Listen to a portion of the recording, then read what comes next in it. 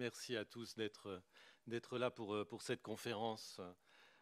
Donc sur un sujet, je ne vais pas dire qu'il est brûlant, parce que je pense que si je parle des suppliantes ou de 800 mètres donnés au stade Roland-Garros le 4 juillet, ça ne dit rien à personne. Et vous verrez en quelque sorte que ce n'est pas complètement injustifié non plus. Par contre, si on parle de la vie artistique sous l'occupation, ça reste, et de l'occupation, bah, vous voyez que ça reste toujours un sujet brûlant, un sujet qui est présent dans les mémoires. Bon, je le fais en plus cette année après quelques nouvelles polémiques qui ressortent avec la campagne présidentielle sur certains comportements de Vichy, etc. Alors, je ne vais pas du tout évoquer cette question-là, simplement pour évoquer que on a toujours un rapport qui est compliqué à la période de l'occupation allemande, évidemment, en France. Il y a un titre qui est resté célèbre, qui revient régulièrement. C'était un ouvrage d'Éric Conan et d'Henri Rousseau qui avait pour titre Vichy, un passé qui ne passe pas. C'est un ouvrage de 94, donc ça remonte, ça commence à remonter, ça fait 25 ans. Et vous avez entendu les dernières polémiques récentes sur une personne dont je tairai le nom. Voilà, ça pose toujours des difficultés, ça pose des questions d'interprétation. Il y a besoin d'y revenir. J'ai envie de dire que par rapport au travail des historiens, le travail il a été fait, refait. On connaît cette période plus qu'on ne connaît, j'ai envie de dire, n'importe quelle autre période de l'histoire du XXe siècle. Et évidemment, il y a des disputes, il y a des discussions entre historiens, mais globalement, aujourd'hui, tout le monde est à peu près d'accord sur les faits. Il n'y a pas de sujet de polémique à avoir, sauf quand c'est repris précisément à des personnes qui ne maîtrisent pas complètement ces données historiques. Parmi les ouvrages, j'en citerai, j'évoquais donc Éric Conan, Henri Rousseau. Rousseau avait publié lui-même avant un ouvrage qui s'appelait Le syndrome de Vichy, où il expliquait justement pourquoi Vichy crée cette difficulté. Et il explique tout simplement que c'est l'équivalent d'une espèce de guerre civile qui a été vécue en France entre 40 et la Libération. Et une guerre civile, on sait que ça laisse des traces très profondes. Nous, on connaît bien ce qui se passe et ce qui continue de se passer d'ailleurs en Espagne. Quelque part, voilà, ça joue à peu près ce rôle dans notre mémoire. Alors, encore une fois, le travail des historiens, j'ai envie de dire qu'il est fait. Il y a pas, voilà, je pourrais faire référence à d'autres ouvrages. Il y a les ouvrages de Pierre Laborie aussi qui m'intéressent plus particulièrement, ou ceux plus anciens de Philippe Burin. Mais je vais l'aborder, cette question-là, sur un point très particulier qui donne aussi lieu à un ensemble de productions d'ouvrages qui a une place un peu à part dans cette production historique. Ce sont les ouvrages qui portent sur la vie artistique. Or, si on aborde la période par ce biais-là, il y a une tension particulière qui est très prégnante. D'un côté, on est obligé de constater la richesse de la vie artistique qui s'est développée pendant cette période, donc à Paris notamment, donc de 40 à 44. Et dans certains cas, on parle même d'âge d'or. C'est le cas pour le cinéma. Alors quand on là encore, cette expression, précisément, certains disent quand même parler d'âge d'or, c'est quand même quelque peu problématique. J'explique en deux mots, c'est assez simple. En fait, ce qui s'est produit à partir de 40, c'est que le cinéma français s'est trouvé débarrassé de la concurrence américaine. Plus de films hollywoodiens qui avaient vraiment conquis un espace très important avec le cinéma parlant. Donc plus de films hollywoodiens pour faire la concurrence, plus de films non plus anglais, la production était moins importante, mais il y en avait un peu.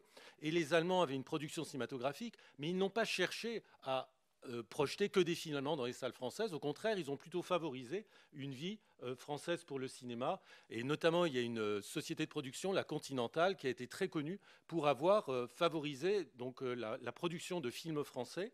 Et avec des contraintes qui n'étaient pas très profondes. Les Allemands n'ont pas imposé, par exemple, des films de propagande.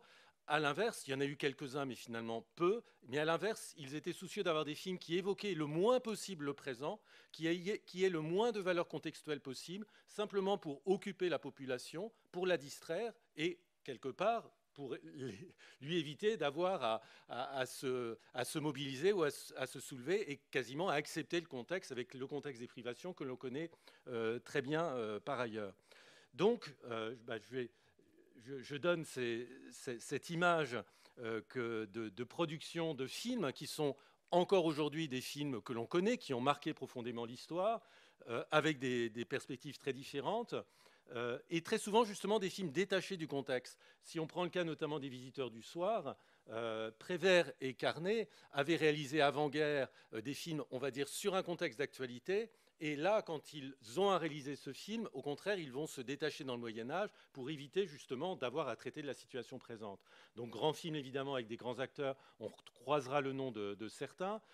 Plus tardif, L'éternel retour de Delannoy, avec un scénario, enfin des dialogues de Cocteau, Jean Marais, on reparlera aussi de lui. Goupil Main Rouge, par exemple, de Jacques Becker avec Fernand Ledoux. La main du diable, film fantastique, c'est un genre qui s'est développé dans le contexte avec Freinet qu'on retrouve dans L'Assassin habite au 21 et dans Le Corbeau, donc 2 films d'Henri-Georges Clouzot qui sont aussi des films vraiment caractérisés et marqués là par l'époque. Notamment, je ne rentrerai pas, mais Le Corbeau est un objet fascinant sur cette période et sur ce contexte. J'aurais pu évoquer Les Enfants du Paradis qui viendront, mais qui seront simplement donnés après, au moment de la libération. Donc, voilà, c'est vraiment un petit panorama de films qui montrent donc cette activité. Et quel est le problème qui se pose quand je parlais de tension? D'un côté, en effet, il y a la richesse de cette vie artistique, et puis de l'autre, évidemment, nous, on ne peut pas ne pas penser que tout cela s'est fait au moment d'arrestation, de déportation et de privation générale portant sur la population. Donc c'est ce décalage en fait entre cette vie artistique qui paraît bien se passer, qui a des moyens, qui peut produire des films, réaliser des spectacles, parce que la vie théâtrale à Paris est très développée et en province on va avoir des tournées, donc des spectacles qui tournent presque plus qu'on en avait auparavant. Donc il y a vraiment une vie artistique intense en zone occupée. Là je vais parler de 41 en zone occupée et en zone dite libre. Et donc, on a ça, et de l'autre côté, le contexte. Et voilà, il y a un débat qui est venu dès que la résistance a fait entendre sa voix et qu'on retrouvera à la Libération et qui se prolonge jusqu'à aujourd'hui. D'un côté, alors certains pourront dire qu'il y avait une valeur patriotique à manifester la vigueur de l'art français dans ce contexte et avoir une activité artistique forte, justement, qui contrebalance la mainmise de l'occupant. Donc, l'art français n'est pas mort et continuait d'une certaine façon la bataille. C'est ce qu'on pourra trouver comme argument dès l'époque. Et de l'autre côté, ce qui va être dit, évidemment, c'est que toute cette production, elle se prétend libre, mais en fait, elle est soumise au bon vouloir de l'occupant. Elle passe par les fourches de la censure. Elle sert son intérêt parce que justement, elle sert à occuper la population et à avoir une espèce de paix sociale pour oublier un peu le reste. Autrement dit, alors qu'elle se veut libre, indépendante, elle est quelque part compromise et soumise au contexte. Voilà. Je résume rapidement, mais ces éléments de débat qui sont caractéristiques. Aujourd'hui, on emploie beaucoup une expression qui est de parler de zone grise pour notamment toute cette activité, parce qu'on ne va pas dire que cette production est aux mains de l'occupant ou sert complètement l'occupant. On ne va pas dire non plus qu'elle est de l'autre camp, ça serait encore plus compliqué de le dire. J'avoue que cette expression de zone grise me dérange parce qu'elle vise à donner une impression de mêler les deux points, alors qu'en fait, c'est vraiment des superpositions, de même que les gens à l'époque étaient souvent obligés de jouer différents rôles. Donc, ils pouvaient avoir un visage public et un visage privé qui était différent. Donc, c'est vraiment une période éminemment complexe et qui donne lieu toujours, du coup, à discussion, parce que pour interpréter, évidemment, il faut tenir compte de choses multiples. Mais il est clair pour nous qu'on a forcément un regard un peu sceptique quand on voit cette vie artistique, d'autant plus que nous savons qu'il y a eu la Shoah, les chambres à gaz, etc. Et comment des gens, dans ce contexte au moins d'occupation, on va laisser côté cette question-là, mais comment les gens dans ce contexte d'occupation ont pu prendre le temps de continuer leur activité artistique comme si finalement rien ne s'était passé par rapport à avant. Attendez, il faut que je retrouve. Voilà, ça c'est d'autres exemples de spectacles donc, que je n'évoquerai pas, mais même chose des spectacles qui sont passés à la postérité. Le Soulier de satin de Claudel, je pourrais vous en parler, mais ça ne sera pas mon sujet. Les Mouches de Sartre, donné en 1943, Charles Dullin. Vous voyez qu'il y a un petit indice, Théâtre de la Cité, ex-Sarah Bernard. Puisque Sarah Bernard, évidemment juive, ne pouvait plus avoir son nom, on avait débaptisé le théâtre. L'Antigone de Jean Anouilh, que l'on connaît évidemment bien. Et puis une page de Comédia où il est question de la Reine morte de Monterland. Voilà 3 auteurs, Sartre, alors Claudel qui était déjà un auteur âgé, Claudel, Sartre, Anouilh, et puis Monterland, des auteurs de théâtre qui ont été vraiment très importants dans cette période. Concernant les ouvrages qu'on a sur cette période, donc on en a à peu près depuis les années 70 concernant l'art. André Halimi avait fait d'abord un documentaire, puis cet ouvrage Chantons sous l'occupation, et on voit bien ce rapport problématique à la période dans la mesure où il y a toujours outre l'intérêt historique, le sujet historique qui va être développé, une espèce de jugement moral sous-jacent.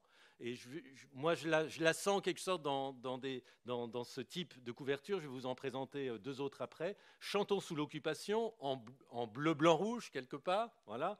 Mais le micro, il a bien l'insigne nazi. Autrement dit, voilà, le contrôle, quelque part, c'est bien les nazis qui l'ont. Et ce Chantons sous l'occupation, il est soumis à ce poids-là. Ouvrage beaucoup plus récent, Chantons sous l'occupation, c'est de 1976, je crois, pour la publication. Ouvrage de 2010 d'un Américain, Alan Reading. Ça a été publié en anglais, puis après, c'était traduit en France. Et là, c'est vraiment très clair pour représenter cette tension, la vie culturelle à Paris sous l'occupation et la fête continue. Et puis, vous avez en bas l'image de soldats allemands défilant dans les rues de Paris, et au-dessus, de jolies filles, Folies Bergère, etc., qui dansent. Et vous voyez très clairement donc, cette superposition des deux, elle a évidemment un sous-entendu moral. Comment peut-on se divertir et passer ce bon temps avec ses filles, tout en sachant que finalement, c'est une France opprimée? Ou, dernière image d'un autre livre, à peu près, je crois que c'est 2010 ou 2011, un livre sur la musique à Paris sous l'occupation. Et la photo de la couverture, je pense que certains doivent deviner de quoi il s'agit. Ces sculptures monumentales, c'est les sculptures d'Arno Breker, sculpteur allemand qui était vraiment favorisé par le nazisme, qui avait eu le droit à une exposition à l'Orangerie. Si vous m'interrogerez, je vous donnerai une anecdote après, je passe. Donc les deux sculptures au fond. Et pour la clôture, on donne un concert où joue Alfred Cortot, que vous avez à droite, Wilhelm Kempff, le grand pianiste allemand, à gauche. Et donc, la vie à Paris sous l'occupation se résume dans cette photographie, qui est une photographie, on va dire, d'une attitude collaborationniste. Donc, il y a encore peut-être un dernier point, et après je vais passer au spectacle qui va vraiment m'intéresser ce soir. Une citation qui est souvent utilisée justement dans ces ouvrages, une citation de Jean Guéhenno, qui est une figure d'intellectuel donc qui a vécu la période, qui a publié dès 1947 son journal des années noires, et qui, dans la préface, a cette formule, qui est souvent donc mentionnée: « Il fallait que Paris fût éteint, puisque les traîtres et les ennemis l'avaient éteint. Il fallait que le monde entier sentît qu'à la place où brillait d'ordinaire tant de lumière, il n'y avait plus qu'un grand trou noir d'où ne jaillissait plus aucune parole, aucune pensée, et que ce trou noir fit honte au monde. » Voilà l'attitude a posteriori de quelqu'un qui a vécu cette période, qui était engagé côté résistance, sur cette vie artistique quelque part. Il faut le comprendre comme il aurait fallu que. Ça n'a pas été le cas, mais voilà l'attitude qui aurait été digne. Que les artistes se taisent, qu'on laisse le champ libre et qu'on fasse sentir la noirceur de Paris occupé. Or, vous l'avez compris, c'est, je ne vais pas dire l'inverse, mais en tout cas, ça a été une vraie poursuite de la vie culturelle artistique sous des prétextes que j'ai pu citer, et vous voyez, qui semblent être des prétextes. Montrer que l'art français est toujours aussi grand, non, on ne peut pas dans un contexte pareil. Et voilà, ce jugement moral pèse fondamentalement, du coup, sur toute cette vie artistique qui s'est développée dans cette période, et également sur les artistes. Donc, je ne vais pas dire ni que c'est à tort, ni que c'est à raison, c'est un constat quelque part que je fais. En revanche, ce que je vais essayer de vous montrer sur un cas précis, c'est que ce poids que l'on fait peser sur ces artistes qui ont poursuivi leur vie, il est parfois, me semble-t-il néanmoins, quelque part caricaturé et quelque part forcé. Alors, je vais essayer de vous en donner un exemple à partir d'un spectacle très précis qui est souvent évoqué dans les ouvrages, et je vais vous donner des citations, souvent évoqué. Donc, c'est ce spectacle qui a été donné les 5 et 6 juillet 1941 au stade Roland-Garros. Donc, c'est la représentation en fait d'une tragédie d'Eschyle, Les Suppliantes, avec un drame sportif, c'est l'intitulé 800 mètres d'André Aubé. Spectacle donc. Aubé était intervenu donc non seulement comme auteur de 800 mètres, mais il a contribué à l'adaptation des Suppliantes, et monté donc par Jean-Louis Barrault. Et voilà, vous avez l'affiche entière, théâtre, musique, sport, sous le haut patronage de monsieur le commissariat général à l'éducation générale et au sport, au profit du Secours national pour les sportifs prisonniers de guerre et leurs familles. Donc c'est un spectacle financé par l'État français, par Vichy, même s'il a lieu à Paris, avec des personnalités importantes, j'y reviendrai tout à l'heure, aussi bien pour la musique, chef d'orchestre, que pour les acteurs. Je redétaillerai après. Alors, ce que je vais essayer de faire, ça va être de construire peut-être mon intervention à l'inverse de ce que vous pourriez attendre. Je ne vais pas partir de l'événement lui-même, Je vais partir de la construction de l'événement tel que dans ces ouvrages d'histoire, notamment d'histoire sur la vie artistique, sur la vie culturelle, l'image qu'on a donnée de ce spectacle. Je vais partir de ça et après je vais procéder à rebours en allant de plus en plus vers le spectacle lui-même pour essayer de vous montrer comment était ce spectacle et surtout qu'est-ce qu'on a comme indice sur la manière dont il a été perçu. C'est un spectacle, et quand on traite de cette période-là, il faut être très vigilant à ça, donc de juillet 41. Donc il faut bien prendre en compte le contexte. Juillet 41, c'est, on va dire, relativement peu de temps encore après la défaite de la France, après l'occupation. Vous avez à peu près le calendrier, donc l'occupation vraiment et l'installation s'est faite à peu près 1 an avant. La vie artistique a repris progressivement. Juillet 41, c'est aussi, sur le plan historique, une date, mais déjà pivot. Juin 41, c'est l'opération Barbarossa. Donc ça sera l'Allemagne nazie qui attaque l'URSS. Donc un visage de la guerre qui va être complètement changé. Et après, Pearl Harbor, c'est décembre 41. Donc voilà, il y a un climat très particulier. On est en 41. On va dire que c'est la première année de l'occupation. C'est plutôt, on ne va pas dire encore que la production artistique se développe de manière très importante. C'est plutôt un retour à la vie artistique d'une certaine façon qui se produit dans ce contexte de l'occupation. Alors, si je pars des représentations et des discours qu'on a tenus sur cet événement, en fait, il a fallu attendre vraiment les années 80 pour qu'on ait des articles qui se mettent à s'intéresser à ce spectacle. Et la première étude, qui est d'ailleurs une étude importante, riche et bien informée, c'est une étude d'un certain Patrick Marsh. Donc, je pense, je n'ai pas retrouvé vraiment sa qualification, mais c'est une étude tout à fait universitaire. Il a publié d'autres articles universitaires, mais c'est, je pense, un Anglais. Et il a publié dans une revue tout à fait prestigieuse et reconnue, la Revue d'Histoire du Théâtre, un vaste dossier de plus d'une quarantaine de pages sur le théâtre à Paris sous l'occupation allemande. C'est vraiment un peu la première étude de fond sur cette période. Et dans cette étude, c'est lui qui va porter son attention sur le spectacle des suppliantes et de 800 mètres. Et quand il le présente, alors avant de prendre la citation, quand il le présente en lien avec une autre pièce de théâtre. Et vous allez voir tout de suite, pour moi, un peu, en tout cas quelque chose qui ne me satisfait pas vraiment. Il étudie donc ce spectacle à côté d'une pièce d'un certain Alain Lobreau, sous le pseudonyme de Michel Dexia. Alain Lobreau, c'était un critique théâtral important de cette époque-là, écrivant dans Je suis partout, étant un collaborationniste vraiment complet, fanatique, on va dire. Et Alain Lobreau, sous le pseudonyme de Michel Dexia, avait publié et fait jouer, donc, mais cette fois-ci en 1942, une pièce, Les Pirates de Paris.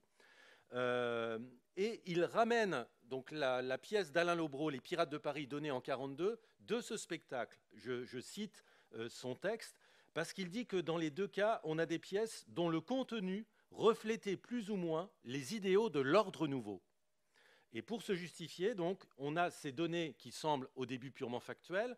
800 mètres faisait partie d'une représentation exceptionnelle, selon la désignation que lui donnait la publicité dans Comédia, journal de l'époque dont je reparlerai plus tard. En plus d'un intermède gymnique par la section spéciale de démonstration du régiment de sapeurs-pompiers de Paris, on représenta les suppliantes d'Eschyle sur une musique d'Arthur Honegger, qui composait également un commentaire musical pour 800 mètres. Donc là, c'est du constat, rien à dire. Et voilà ce qu'il présente après. L'on peut constater dans ce spectacle, quelque peu curieux, une certaine affinité avec le culte du stade et de la beauté du corps que les propagandistes nazis louaient dans les pages de la presse quotidienne.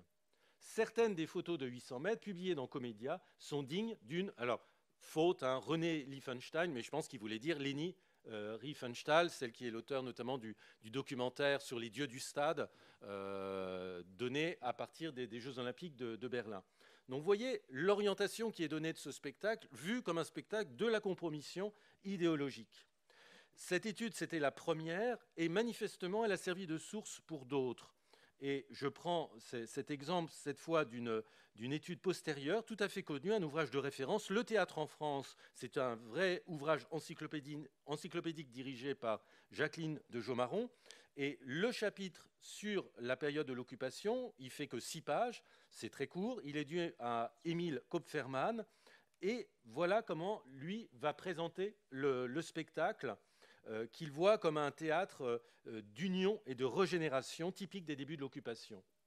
Dans cet esprit nouveau, le Comité national des sports organise 2 représentations au stade Roland-Garros devant des milliers de spectateurs de la nouvelle pièce d'André Aubé, 800 mètres. Direction artistique, Jean-Louis Barrault. Le spectacle comporte Les Suppliantes d'Eschyle, musique Arthur Honegger jouée par la Société des concerts du Conservatoire dirigée par Charles Munch. Source d'inspiration, la finale du 800 mètres aux Jeux Olympiques de Colombes en 1924. Acteurs principaux, Fernand Ledoux, Jean-Louis Barrault, Alain Cuny, Jacques Dufilot, Jean Marais. Comédia, un hebdomadaire artistique créé le 21 juin 1941, patronne la manifestation et porte l'accent dans plusieurs articles sur l'exaltation de l'effort physique, le culte du corps, thème cher à l'idéologie nazie, porté à leur paroxysme avec les Jeux Olympiques de Berlin 1936, dont Hitler fit un drapeau. Il s'agissait de faire vertu de la pureté de la race aryenne. 800 mètres ne va pas jusque-là. En revanche, la conception du spectacle de masse s'y apparente singulièrement. Et ce discours-là, alors j'ai envie de dire un peu, parfois, quelqu'un émet une hypothèse et d'autres vont reprendre et vont l'accentuer, voire la caricaturer. Et là, vraiment, on est dans la caricature. Autre ouvrage que je conseille par ailleurs aux étudiants, mais sur ce plan-là, qui n'est pas satisfaisant du tout, dans une histoire du théâtre en France. Donc le texte n'est pas signé, c'est un collectif, je pense qu'il est de Marie Souchard. Et là, ça donne, à l'occasion, on donne pour lui, le public populaire, de grands spectacles subventionnés. Ainsi, le 5 juillet 1942, au stade Roland-Garros, Jean-Louis Barrault met en scène, avec le soutien du Comité national des sports, 800 mètres, pièce d'André Aubé sur une musique d'Arthur Honegger, inspirée du 800 mètres de Jeux Olympiques de Colombes en 1924. 2 représentations devant des milliers de spectateurs, une conception qui fait songer au grand déploiement allemand d'avant-guerre, à la gloire du corps et de la santé physique et morale. La rafle du Veldiv contre les Juifs a lieu le 6. Alors là, c'est pour le coup complètement faux. La date passe de 41 à 42. Et du coup, on crée un amalgame entre le spectacle, enfin, on crée une superposition événementielle entre le spectacle et la rafle du Veldiv. Évidemment, il y a un an de décalage, ça n'a aucun sens. Donc voilà, donc là, ça devient véritablement problématique. Donc là, c'est caricatural. J'ai envie de dire, peut-être que c'est tellement caricatural qu'on peut considérer que ça n'a aucune portée. Mais du fait que tous les ouvrages maintenant concernant cette période et cette vie artistique mentionnent ce spectacle, on va retrouver tout le temps à peu près les mêmes éléments. Je laisse de côté un ouvrage qui est aussi par ailleurs très intéressant de Dan Frank, Minuit, qui fait le bilan un peu de l'activité des écrivains, des artistes pendant l'occupation. Et il affirme que Jean-Louis Barrault s'est fait épingler dans la presse de Londres pour avoir, au cours de l'été 41, monté Les Suppliantes d'Eschyle au stade Roland-Garros. Il s'agissait d'un spectacle grandiose célébrant le corps, selon les archétypes nazis si bien incarnés par les films de Leni Riefenstahl. Et on voit très clairement qu'il tire parti d'informations d'avant, mais qu'il les mélange, puisqu'il confond Les Suppliantes et 800 mètres. Il évoque un spectacle sportif, mais c'est 800 mètres, alors que là, il dit Les Suppliantes. Voilà, on arrive à ce type de confusion. Et d'autres études développent toujours à peu près la même chose. Une étude sur la musique, où il est question notamment d'Honegger, et vous avez ce type de discours. Vous avez l'impression toujours de retrouver à peu près la même chose. 1000 acteurs, actrices, danseurs et athlètes sont réunis.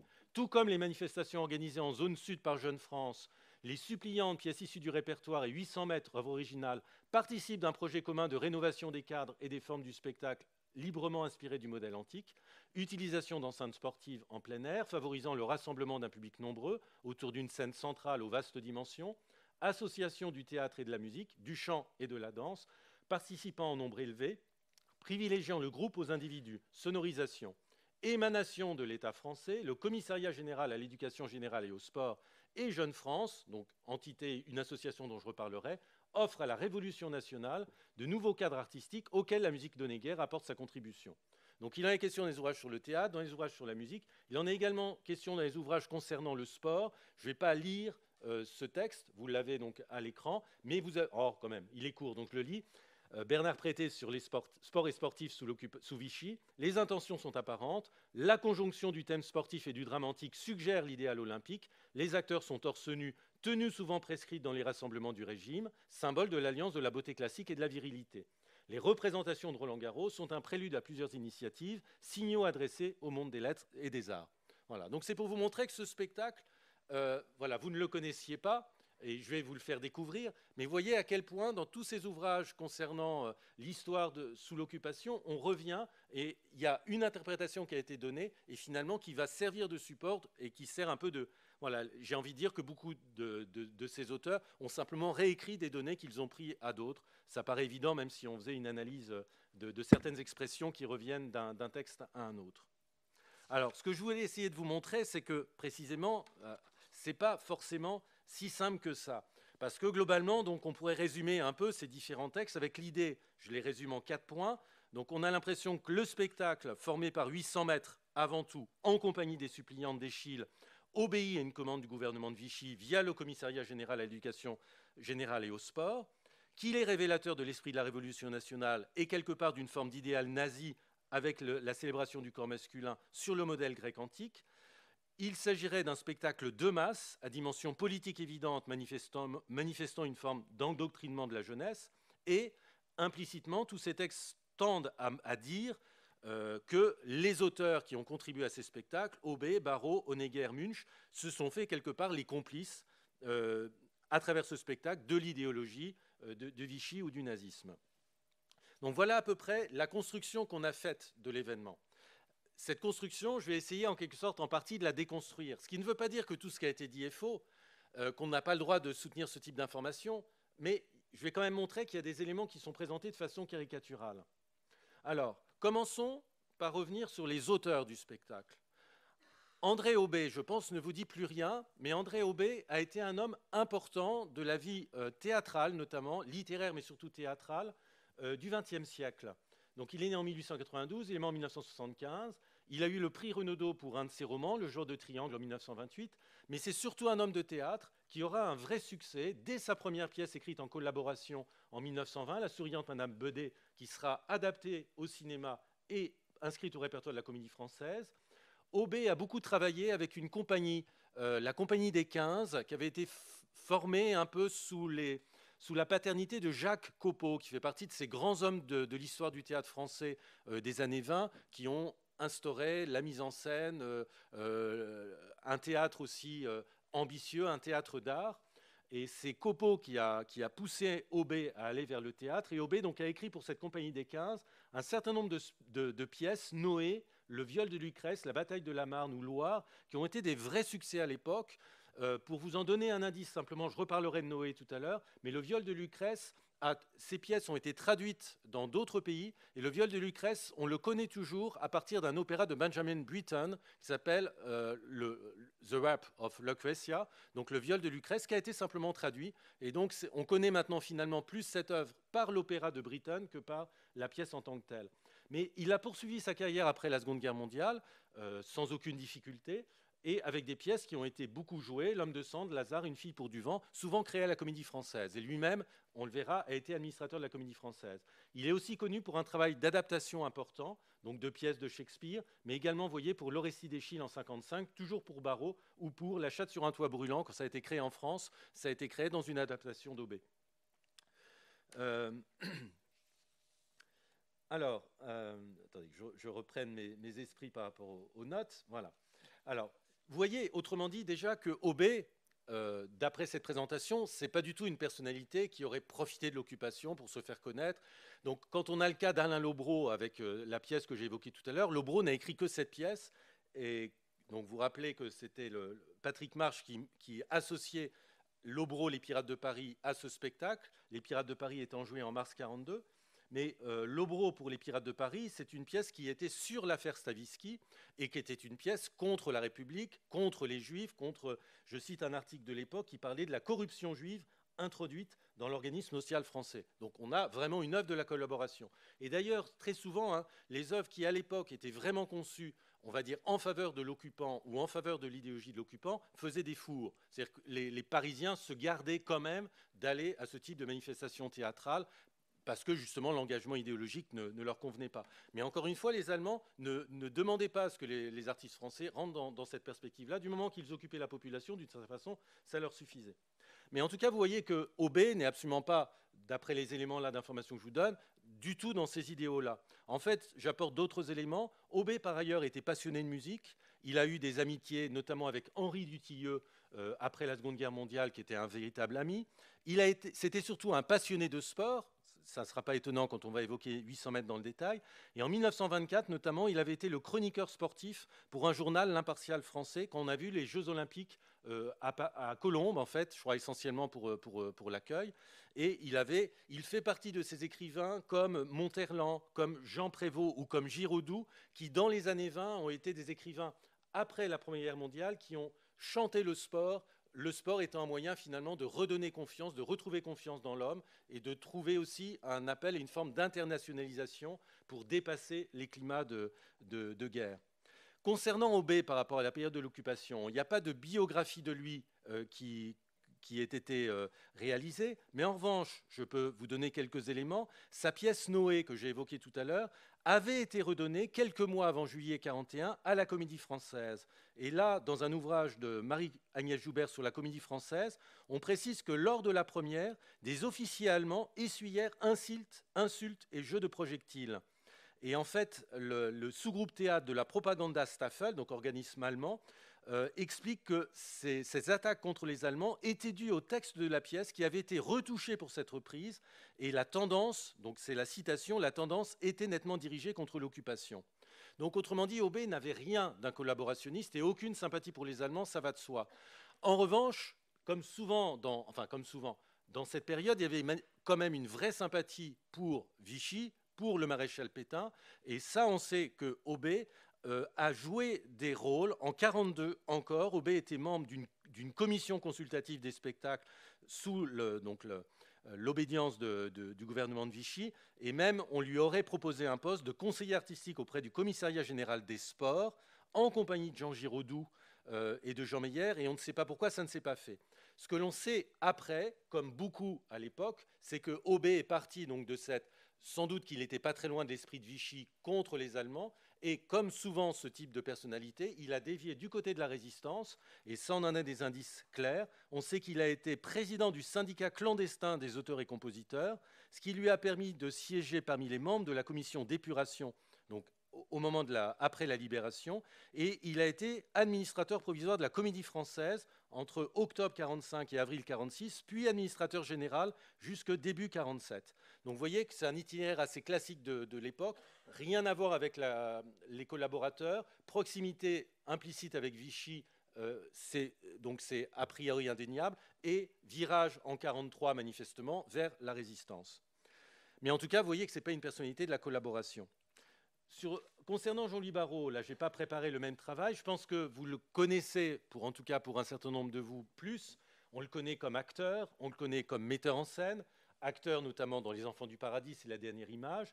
Jean-Louis Barrault a une carrière longue, d'homme de théâtre véritablement. Dans les années 30, c'était le début de sa carrière, donc il a commencé comme comédien, mais il a été élève de Charles Dulin pour le théâtre. Il a construit des spectacles, je reparlerai d'un en particulier. Il était proche des milieux vraiment d'avant-garde, c'était un ami de Picasso, un ami de Desnos, un ami des surréalistes en partie. Il était très ami avec les deux frères Prévert, Jacques et Pierre, donc plutôt proche aussi d'Antonin Artaud, qui a été une espèce de maître pour lui, donc plutôt situé vraiment dans les milieux d'avant-garde à la fin des années 30. Et puis, en effet, alors certains parleront d'opportunisme, en 1940, il était déjà lié avec Madeleine Renaud, grande actrice de la Comédie Française, elle d'un milieu tout à fait bourgeois et distingué. Et il s'est rapproché, il est devenu par la suite l'époux de Madeleine Renaud, il s'est rapproché du coup de la Comédie Française. Et quand Jacques Copeau en a été l'administrateur après la défaite, il est devenu donc sociétaire de la Comédie Française et il va rester pendant toute la période de l'occupation.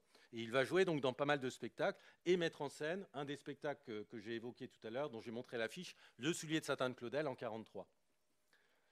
Mais à nouveau, Barrault n'a rien d'un collaborationniste et chez Barrault, en revanche, là, on ne trouvera aucun rapport avec le gouvernement de Vichy. Barrault, c'est vraiment un artiste très indépendant qui ne s'occupe guère de politique et ça se verra dans la suite de sa carrière, y compris avec certains démêlés qu'il aura par la suite avec Malraux, qui le virera de la direction de l'Odéon en 1968. Les autres personnalités, les autres artistes convoqués sont des artistes importants de l'époque. le compositeur Arthur Honegger, donc une des grandes personnalités musicales, un membre du groupe des Six, qui a eu une carrière musicale très importante et qui a beaucoup écrit et a été beaucoup joué pendant la période de l'occupation, et Charles Munch, qui était un grand chef d'orchestre de l'époque, et le chef d'orchestre de l'orchestre de la Société des concerts du Conservatoire, qui était une des formations les plus importantes. Mais aucune de ces personnalités ne fait partie des milieux collaborationnistes. Honegger et Charles Munch, tous les deux, ont fait partie d'un groupe de la résistance qui s'appelait le Front National. Voilà, mauvais réusage du terme.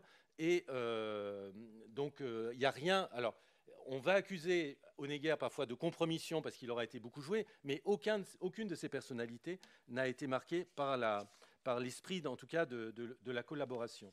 Alors, ce qui est intéressant, et là, on peut dire aussi que c'est un peu dommage que c'est ignoré, c'est que certaines de ces personnalités ont laissé des témoignages sur le spectacle.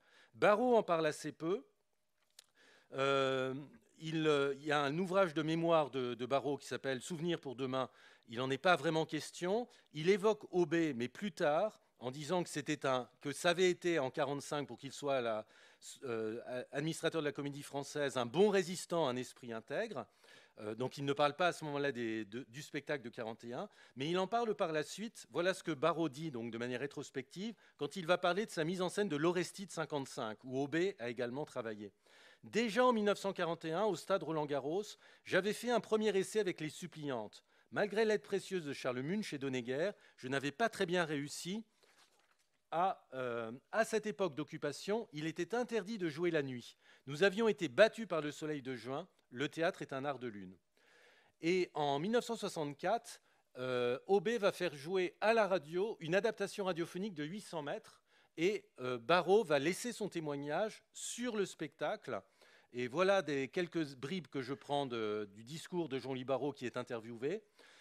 Donc il évoque donc, le spectacle des suppliantes et du 800 mètres. Il précise que le 800 mètres est la course la plus pathétique par sa gestion de l'effort sur une longue distance. Il décrit la singularité de la scénographie. Un quart des gradins du stade Roland-Garros étant réservés au décor, tandis que la piste accueillait la course du 800 mètres, jouée au ralenti, liant danse, mime et souffle. Barrault évoque un accueil excellent du public, mais précise avoir été vaincu par le soleil et le beau temps parce que le public, au lieu de regarder la piste, pouvait regarder partout ailleurs. Et pour Barrault, un spectacle de nuit est possible parce qu'il y a l'éclairage à l'extérieur et de nuit est possible, mais à l'extérieur de jour, les spectateurs se laissent distraire, donc ça ne va pas très bien. Et Barrault conclut que ça avait été une expérience qui avait été passionnante. Mais vous voyez, aucun discours par rapport au contexte, aux compromissions, etc. Aubé, de son côté, a également laissé des textes. Donc, dès 1941, il évoque son spectacle en parlant du 800 mètres comme une vraie petite tragédie, avec un chœur, un coryphée, un héros, OS, et même un héros AUT. On viendra là-dessus. Et puis, en 1964, il raconte, en fait, comment s'est fait le spectacle. Et là, je vous donne quand même les éléments. Il raconte que Barrault, en faisant son footing plutôt, au printemps 1941, Barrault, qui habitait pas très loin de Roland-Garros, dans le quartier, s'est aperçu du potentiel dramatique du stade vide de Roland-Garros. Et il est allé rencontrer Aubé en lui disant « Je veux faire quelque chose là-dedans ». Aubé rappelle « C'était la guerre, et de la guerre, un de ces moments les plus pesants, les plus émouvants. Nulle espérance à l'horizon. L'armée d'occupation semblait enracinée jusqu'à la fin des temps. » Et je résume, face au manque de liberté, Aubé dit qu'il était néanmoins possible de penser ensemble. Et en s'entendant avec Barrault, il reprend les paroles de Barrault. « Là, mon vieux, à 2 pas, un lieu ébouriffant pour la tragédie grecque. » Et ce lieu, c'est évidemment le stade de Roland-Garros. Et à partir de là, Aubé parle d'un travail épatant qui dura 5 à 6 semaines et se révéla enchanteur malgré la dureté des temps. Il explique notamment que le spectacle s'est fait sur les suppliantes d'Eschyle, mais que les suppliantes étaient trop courts. Donc, il a fallu trouver une œuvre complémentaire. Et c'est à ce moment-là que Barrault a proposé à Aubé de mettre la tragédie au service du sport. Et Aubé a eu l'idée d'adapter une nouvelle qu'il avait écrite en 1924, le 800 mètres de Paul Marin, qui était un coureur. Il avait écrit cette petite nouvelle et d'en faire une pièce de théâtre. Donc en fait, la pièce 800 mètres a été écrite pour compléter le spectacle à partir donc, de cette nouvelle de 1924. Aubé et plus critique que Barrault par rapport au spectacle. Je cite Aubé, toujours ce témoignage de 64. « Je travaillais depuis 3 semaines dans un enthousiasme décroissant à réaliser ce projet et n'y réussis qu'à demi. À la fin de la première représentation, malgré la chaleur du public, je me rendis clairement compte que je n'avais point mis dans le mille et j'éprouvais le même sentiment de déconvenu que mon héros frustré de victoire. Pendant tout le spectacle, le sport et le théâtre s'étaient pressés de conserve à la portée du stade, se faisant des politesses, mais personne n'était entré. Mais il conclut néanmoins, alors je crois que ça doit être, excusez-moi, je vais reprendre, voilà. Là, c'est la dernière citation, « N'empêche que les images de ces jours de soleil dans le stade au sol rouge sur gradin gris fumé enchantent mon souvenir. Barrault et Jean Marais, Cuny, Fernand Ledoux, la musique d'Honegger, la baguette de Charles Munch, la foule sur les gradins dans la radieuse lumière d'un été commençant, tout un petit monde à part, de jeunesse et de paix, miraculeusement sauf, encore qu'il y touchât, du monde démesuré, emphatique et sauvage, des seigneurs de la guerre. » Donc vous voyez que dans ce témoignage, en tout cas des 2 responsables en chef, Barrault, Aubé, des références au contexte, des références au spectacle, mais pas du tout dans l'esprit qu'on a construit sur ce spectacle et sur la réception de ce spectacle. Donc il y a une vraie divergence entre l'interprétation que les historiens ont construite et la réalité du témoignage. Ce qui est dommage, c'est que les historiens, aucun n'ait pris en compte ces témoignages, éventuellement pour les affirmer. Mais ça mérite quand même interrogation parce que ça change la perspective. Alors, je vais essayer de vous le montrer. Si on reprend quand même les discours qui étaient donnés, vous vous rappelez par exemple que Patrick Marsh évoquait certaines photos de 800 mètres publiées dans Comédia, dignes de Leni Riefenstahl. Si on regarde Comédia, vous avez pour tout et pour tout 2 photographies du spectacle. Le premier numéro de Comédia de juin 41, Joie de l'effort, j'y reviendrai. Vous avez... Excusez-moi, ça va. Voilà. Vous avez cette photographie-là. Je ne sais pas si on peut dire qu'elle est digne de Leni Riefenstahl. Second numéro où il sera question, donc compte-rendu du spectacle, peut-être un peu plus, mais voilà la photo. Barrault, on y reviendra, Barrault, Marais et d'autres acteurs que je citerai tout à l'heure. Vous voyez qu'on est quand même loin par rapport aux historiens qui disent rendre compte de documents. Les documents ne correspondent pas vraiment. Mais surtout, les témoignages de Barrault et d'Aubé modifient quand même la donne. Vous vous rappelez que Émile Kopfermann, par exemple, évoquait avant tout la représentation de la nouvelle pièce d'André Aubé, 800 mètres. Or, on l'a vu, ce n'est pas 800 mètres qui est en vedette, ce sont les suppliantes, c'est elles qui sont à l'origine du spectacle. Si on regarde même la graphie ça c'est ce qui est publié dans Comédia, vous voyez que les suppliantes, c'est en gros par rapport à 800 mètres qui vient en dessous. Les suppliantes, c'est bien marqué juste en dessous, musique d'Arthur Honegger. 800 mètres, c'est en tout petit commentaire musical d'Arthur Honegger. Et on vous dit aussi que ce sont 2 représentations exceptionnelles organisées par le Comité national des sports. C'est ce que les historiens vont reprendre. Oui, mais ce spectacle n'est pas du tout une commande de Vichy. Le témoignage, là, je ne pense pas qu'on puisse le réfuter, c'est Barrault qui, en passant devant le stade, s'est dit que ça vaudrait le coup de monter une tragédie dans ce stade, et Barrault qui a remué ciels et terres pour pouvoir monter le spectacle, y compris, et là, il n'y a aucun doute, en faisant appel au soutien du gouvernement de Vichy et du coup du Comité national des sports, sous le prétexte que son spectacle va aller lier théâtre, musique et sport. Mais j'ai envie de dire, on peut dire que Barrault a été opportuniste. Là-dessus, il a été très opportuniste. Il avait un désir de spectacle. Il a été frappé aux bonnes portes au bon moment pour avoir les subventions pour monter le spectacle. Et ça, on en a des traces. Dans le fonds Barrault à la BNF, je suis tombé sur la lettre officielle d'engagement du 19 mai 41, donc 2 mois avant le spectacle. Et la lettre d'engagement dit « J'ai l'honneur, donc adressée à Barrault, j'ai l'honneur de vous confirmer que le commissariat général vous habilite à vous charger en accord avec lui et le Comité national des sports, et ainsi que vous lui aviez proposé, de l'organisation de la mise en scène d'un spectacle associant intimement au sport les arts de la scène, théâtre, danse et musique. » Donc c'est bien une proposition de Barrault, ce n'est pas une commande de Vichy que Barrault aurait accepté de réaliser avec le soutien de Munch, Aubé, etc. Après, si on prend les suppliantes, le problème aussi se pose que certains vont essayer de l'interpréter dans un sens politique par rapport à l'époque. Je ne sais pas si vous connaissez les suppliantes d'Eschyle, donc c'est une des tragédies que l'on a d'Eschyle, on n'en a pas beaucoup, Les Suppliantes, c'est le premier volet d'une trilogie. Donc il y avait 3 pièces sur une histoire que vous devez connaître, sur l'histoire des Danaïdes. Vous connaissez le supplice des Danaïdes qui ont à remplir un tonneau dans l'eau aux enfers, mais le tonneau est percé, donc c'est une tâche qu'elles refont infiniment. C'est une espèce, si vous voulez, c'est comme pour Sisyphe. Voilà, elles sont condamnées à remplir des tonneaux qu'elles ne pourront jamais remplir. D'où ça vient cette histoire? En fait, donc, le premier volet raconte justement l'origine. Les Danaïdes sont les 50 filles de Danaos, qui était un roi, que je ne dise pas de bêtises. Alors, c'est ce qui correspond à la Syrie à l'heure actuelle. J'ai oublié le nom du pays de l'époque. Et ce roi, les filles de ce roi, les 50 filles, devaient épouser ou devraient épouser leurs cousins, les Égyptos, donc égyptiens, qui sont également 50. C'était en quelque sorte prévu comme cela. Or, les Danaïdes ont une horreur du mariage et ont peur de leurs cousins et de ce mariage qu'on leur impose. Que se passe-t-il?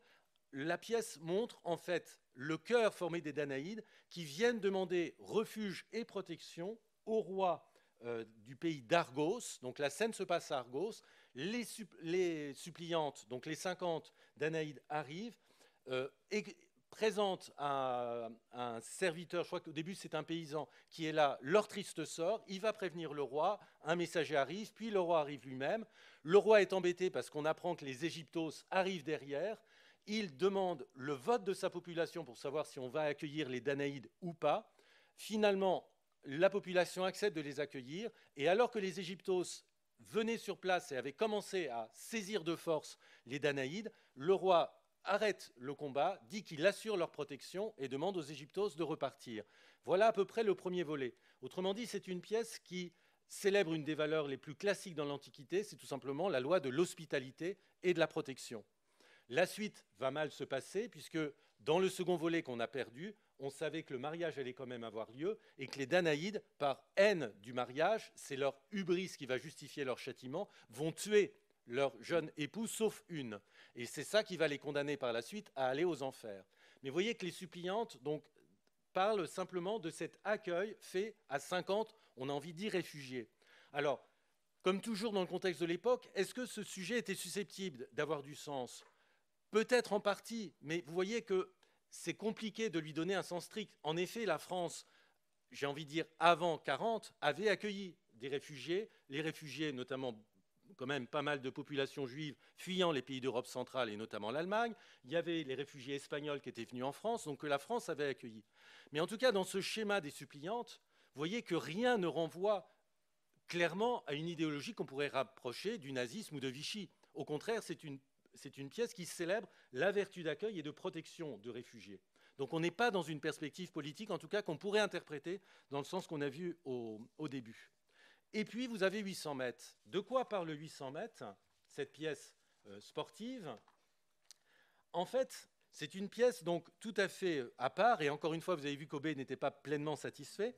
C'est une pièce donc conçue en effet comme une espèce de tragédie avec un chœur, un speaker, et au début, vous allez avoir une espèce de mise en route du spectacle de manière un peu confuse. Il y a des boys, il y a le speaker qui est une espèce de géant, il y a le chœur qui va arriver en 4 vagues successives, il y a des jeux sonores divers, et le speaker va introduire en quelque sorte le spectacle, ce 800 mètres. Donc vous avez, c'est écrit en vers libre, c'est un style quand même qui paraît assez daté, un peu vieillot, un peu pompeux, car la plus vieille loi dit qu'au seuil de juillet, les fils de tous les ciels doivent se rencontrer sous le même soleil, pour faucher la moisson des forces de l'année, pousser verdis dorés de l'hiver à l'été sur les plaines du stade, le cœur orage de juillet, et de livrer ce combat où tournent sans se toucher les jeunes hommes nus, tresseurs de course à pied, couronne de l'été, tragédie, tragédie de l'été.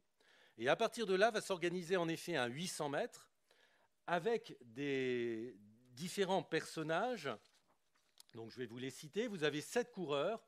Alors ils sont présentés comme l'homme du Nord, il s'appelle Lundgren, l'homme du Nord-Est, Mavra, l'homme de l'Est, Elzer, l'homme du Sud, Ramondes, l'homme du Nord-Ouest, Stallard, l'homme de l'Ouest, Richardson, présenté comme un Américain 100%, et notre homme, dit le chœur, homme du milieu, qui sera Jean, et qui est le seul personnage qui aura droit à la parole.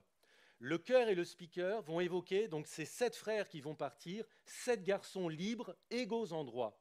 Et parmi le chœur va émerger deux voix qui vont représenter la conscience double de Jean, donc le coureur français, une voix mâle et une voix femelle, puisque sa conscience, elle est moitié mâle, oui, et moitié femelle. Jeanne sera sa conscience, on va dire féminine, qui va représenter les valeurs morales du courage, de l'honneur, et vous aurez par contraste la voix de Jojo, qui va symboliser à l'inverse les mauvais instincts. Et en fait, la course après va être présentée, jouée au ralenti, et on va voir tout le déroulement de la course. Je la résume et après je vais lire ce petit texte. En fait, Jean, donc le coureur français, va se trouver, fait un mauvais départ. Au second départ, il part mal. Il se retrouve coincé avec deux coureurs devant lui et deux coureurs sur le côté. Il ne peut pas doubler. À un moment, il développe son énergie et il pense donner un coup de coude pour pousser le coureur sur le côté, mais la voix de Jeanne lui fait comprendre que c'est une mauvaise action, alors que Jojo, sa conscience négative, le pousse à le faire. Il se lance malgré tout, il arrive derrière le second coureur, il arrive à dépasser le second, à dépasser le premier, il est en tête, il se laisse griser par sa victoire, si bien qu'il n'a pas vu qu'un coureur était derrière lui, qui est Lundgren, et Lundgren va réussir à le dépasser au dernier moment et il ne parvient pas à combler son retard. Autrement dit, il termine second. On le représente à ce moment-là, les poings serrés, et tout le monde pense, et Jojo l'encourage quasiment à donner un bon coup de poing à celui qui a gagné la bataille. Il s'approche du vainqueur, et à ce moment-là, il le prend dans ses bras. Et Jeanne, donc la conscience optimiste, dit « il a gagné » parce que les valeurs morales l'ont emporté sur la victoire en tant que telle. Et à la fin, les 7 coureurs ensemble vont se prendre par le bras et faire un dernier tour de stade. Et le speaker, à ce moment-là, prend la parole pour cette conclusion. Et nous proclamons la légende de l'âge d'or, l'Iliade de l'âge du sport, les Énéides, les Henriades, les bucoliques d'Arcadie et cette Odyssée de la vie. Telle on la retrouve aujourd'hui sur nos pelouses, dans nos stades. Ainsi était la vie tout au commencement du monde. Donc, quelques coupures. Le chœur, nous étions là, nous étions là. Le speaker, ah, gloire à vous, jeunesse, jeunesse, espoir en vous, vous, le commencement, le recommencement de la France, du monde. Autrement dit, si on prend cette pièce, et là encore, dans tous les historiens que j'ai mentionnés au début, personne n'a été voir le texte de la pièce. Il n'y a aucune mention au texte même de la pièce, pour la bonne raison, c'est qu'elle est quasiment inaccessible. Elle se trouve en fait dans le fonds Barreau, mais qui a été déposé à la BNF dans les années 90, peut-être même un peu après. Et elle a été publiée dans les années 2012, mais dans la réécriture radiophonique de 64, où il y a des petites modifications, mais qui ne touchent rien par rapport au déroulé général. Notamment, évidemment, pour nous, il est évident que cette conclusion prend un sens dans le contexte. Cet appel à la jeunesse, ça renvoie très clairement à une espèce de discours de l'époque, des années 40, en partie de Vichy, qui va privilégier la jeunesse pour en finir avec l'âge de la République, de la compromission, etc. C'est évident que c'est en jeu. Mais vous voyez que même la dimension nationaliste, elle n'est pas accentuée. Ce n'est pas le coureur français qui gagne. Il n'est pas non plus victime de méchants coureurs étrangers qui lui damneraient le pion. Et à la fin, donc on célèbre le recommencement de la France, mais c'est élargi au monde entier. Alors certes, on peut trouver que cette espérance qui est donnée en 1941 dans un contexte où la France est occupée prend un tour pour nous qui est loin d'être aussi simple que le texte semble le dire, mais vous voyez qu'en tout cas, il n'y a pas du coup de discours idéologique qui viserait à aller, en tout cas, dans l'idéal de l'ordre nouveau, du culte de la force. C'est tout le contraire du culte de la force, c'est au contraire les valeurs humaines qui à la fin l'emportent. Jean s'incline devant la victoire de Lundgren parce qu'il a été plus fort que lui. Alors, je donne quelques éléments, mais si après vous avez des questions, il ne faudra évidemment pas hésiter. Mais je vois que le temps tourne, voilà, il est 21h, donc je vais essayer de... Je me donne encore un quart d'heure pour après que vous ayez le temps de poser des questions. Et puis surtout, j'ai encore pas mal de documents à vous montrer et d'autres éléments à vous présenter. Donc je vais faire quelques coupures. Voilà, il y a beaucoup de textes concernant beaucoup de documents concernant cette pièce et je vous en proposer un certain nombre, notamment le programme. Même chose, on le trouve à la BNF, dans le Bibliothèque nationale de France, dans le fonds Barreau, théâtre, musique, sport. Vous voyez bien que le sport a vraiment été là aussi comme argument pour récupérer l'argent. La première page de la pièce, vous avez le décor que je vais vous montrer après, mais vous avez un texte introductif. Qui signe le texte? Vous le voyez tout au bas, Paul Valéry. Paul Valéry de l'Académie française. Paul Valéry qui était une personnalité quasi officielle de la Troisième République. Pour vous donner un exemple que sans doute vous connaissez, le palais de Chaillot, reconstruit pour l'exposition universelle de 1936, les maximes, les devises que vous avez sur le fronton du palais de Chaillot, c'est Valéry qui les avait écrites. Valéry, membre de l'Académie française, fait partie de ces personnalités vraiment adoubées par la Troisième République. C'est lui auquel on va faire appel pour ouvrir le programme. Autrement dit, on n'a pas fait appel par exemple à Jean Borotra, le fameux mousquetaire qui avait joué à Roland-Garros, qui Borotra, lui, avait des responsabilités dans Vichy. On ne demande pas à quelqu'un compromis dans Vichy, on demande à Paul Valéry de faire un texte de programme. Lui aussi, son texte, on peut trouver que dans l'esprit d'époque, il prend un sens particulier. Donc, vous voyez le début du texte, si vous arrivez à lire, mais je vais vous le lire, l'homme et l'action. Et c'est curieux, c'est presque un texte pré-existentialiste à l'époque où Sartre commence à développer sa philosophie de l'existentialisme. L'homme est l'action où il n'est rien. Il vaut exactement ce dont il est capable, en fait, d'action. L'esprit le plus profond, le sentiment le plus intense, n'ont de valeur que dans l'acte, ou par l'acte qui leur répond et qui les éprouve. Et Valéry célèbre après le culte de la difficulté, qui est un de ces lieux communs qui revient dans toute sa poésie. S'il faut fuir la facilité, il faut en rechercher néanmoins l'apparence. Et Valéry insiste sur l'action collective qui doit achever la formation de l'homme, car l'homme isolé est un homme incomplet. Et il célèbre le groupe, et ça on peut le retenir parce que ça consonne quand même avec l'époque. Je cite Valéry, « La culture et le développement de l'action collective dégagent de la masse humaine des groupes de force exactement accordés et capables de tâches les plus dures et les plus hautes, comme des compositions les plus heureuses et des jeux les plus éclatants. » Donc cet éloge du groupe, certes, là aussi, on peut tout à fait le voir en résonance avec l'époque. L'époque, en effet, s'en prend notamment à l'individualisme et on accuse la République d'avoir favorisé l'individualisme et on va célébrer au contraire la collectivité. Pensez à la politique de Vichy en faveur des corporations, par exemple. Donc c'est quelque chose qui consonne avec l'époque. Mais encore une fois, ce n'est pas un discours politique que vous avez dans le programme, c'est vraiment un discours plutôt général qui célèbre des valeurs qui prennent un sens dans l'époque, mais on ne peut pas dire que ce soit des valeurs ayant rapport à l'idéologie nazie.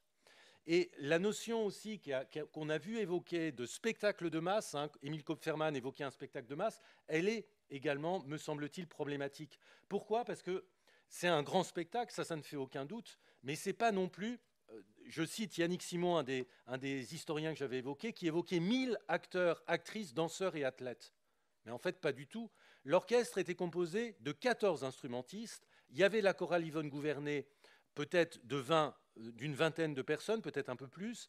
Si on prend le programme, on a à peu près 14 actrices, 16 danseuses, et puis les pompiers qui vont donner un petit intermède gymnique au milieu, qui était à peu près une vingtaine.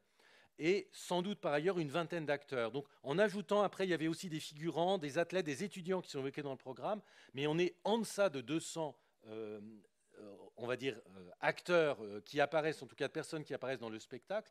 Et autrement dit, même si, voilà, je vous montre le décor qui était assez imposant, voilà, une photographie d'époque, donc pour les suppliantes, vous voyez donc les suppliantes là qui sont en scène, des statues monumentales qui sont derrière, mais les statues, ce n'est pas du tout l'esthétique Arnaud Brecker, c'est quelque chose de beaucoup plus sobre et qui renvoie véritablement à l'antique. Voilà une autre photographie donc plus nette. Donc vous voyez ces statues monumentales. Voilà le côté du stade Roland-Garros donc qui avait été occupé par la scène. Donc c'est pas non plus, contrairement à ce qu'on trouvait dans les articles, un spectacle avec une scène centrale. La scène est sur un côté et les spectateurs tout autour. Si on reprend c'est pas une affiche en fait, c'est voilà, c'est un petit programme. Je pense que c'était une invitation. On vous parle avec une sélection de plus de 100 artistes et athlètes. Donc pas du tout 1000, comme on l'évoque aujourd'hui, pour parler d'un spectacle de masse.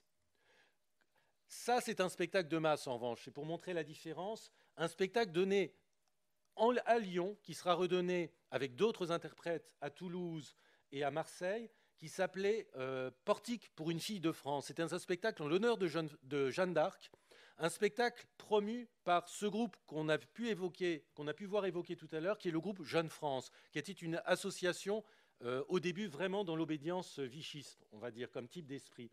Et ce spectacle, auquel a collaboré un certain Pierre Schaeffer, qui est connu comme homme de radio, notamment par la suite, ce spectacle, là, vous aviez dans un vrai grand stade, vous voyez que ce n'est pas du tout Roland-Garros, c'est un vrai stade, vous voyez toute la population. Alors, vous pouvez avoir l'impression que c'est un peu vide, mais en fait, toute la population est sous les arches. Donc, vous voyez que là, il y a des milliers, en effet, de spectateurs. Il y a des centaines, voire des milliers, en effet, d'acteurs qui sont au centre, et donc tous les spectateurs qui sont autour. Mais ça, c'est donné en zone sud.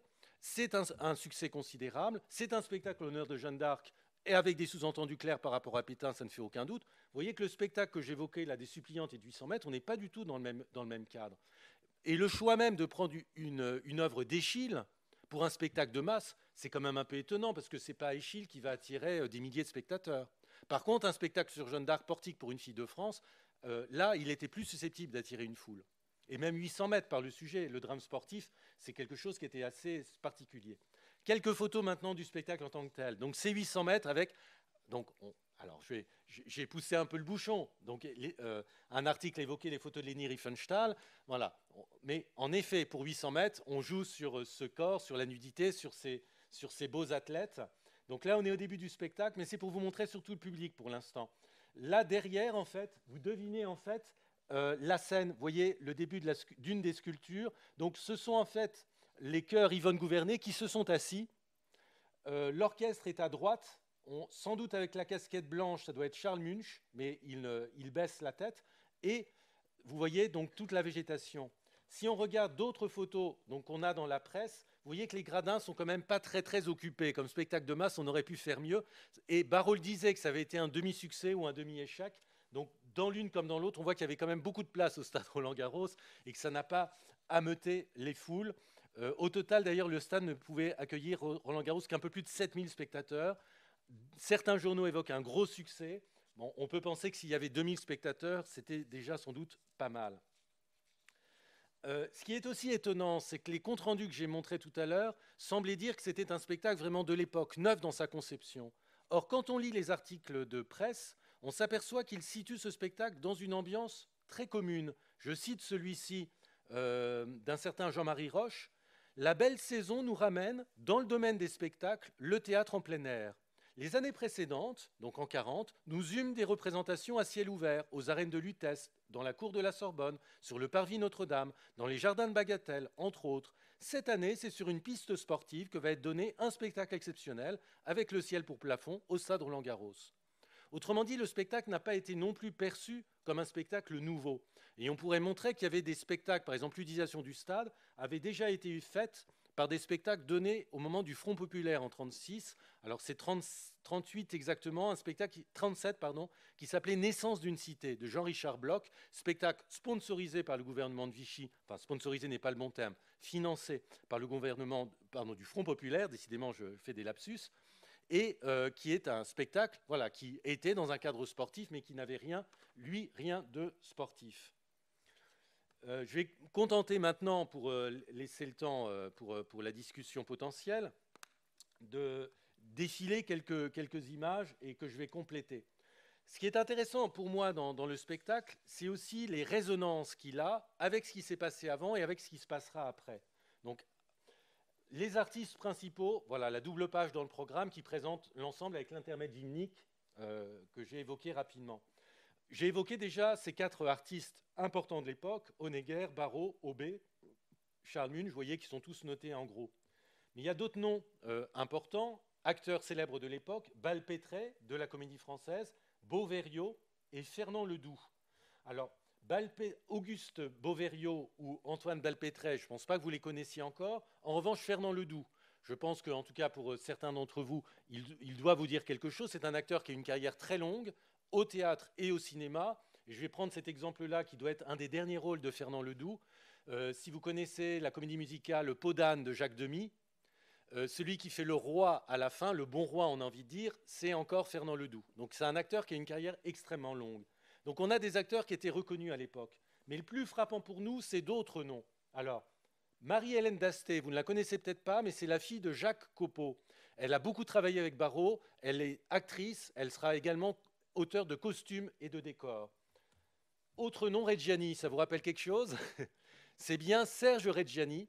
Serge Reggiani qui a commencé comme acteur, donc il était tout jeune, et Serge Reggiani donc, a joué dans Les Suppliantes le rôle du héros AUT égyptien. Autre nom, Olga Kechelievitch. Et j'enchaîne, une autre Olga Kosakiewicz. Peut-être que vous ne les connaissez pas, mais ce sont deux personnalités importantes et connues. Toutes les deux étaient des proches de Beauvoir et de Sartre. Beauvoir les appelle dans ses mémoires La force de l'âge, Olga la brune et Olga la blonde. Toutes les deux ont été actrices.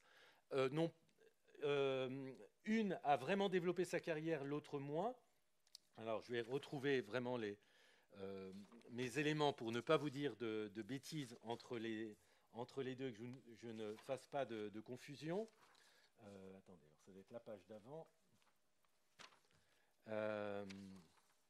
Alors, voilà, c'est ça, je vais retrouver les bons. Olga Kechelievitch, elle est née en 1913, elle est morte en 2015, donc récemment, et elle est connue, donc pas tellement comme actrice, mais pour avoir épousé un certain Marc Barbeza, qui était le directeur d'une revue et d'une maison d'édition L'Arbalète, et je ne sais pas si parmi vous il y a des étudiants qui préparent la grecque de lettres, mais Marc Barbeza sera le premier éditeur de Jean Genet, notamment des romans Notre-Dame des Fleurs et Miracle de la Rose.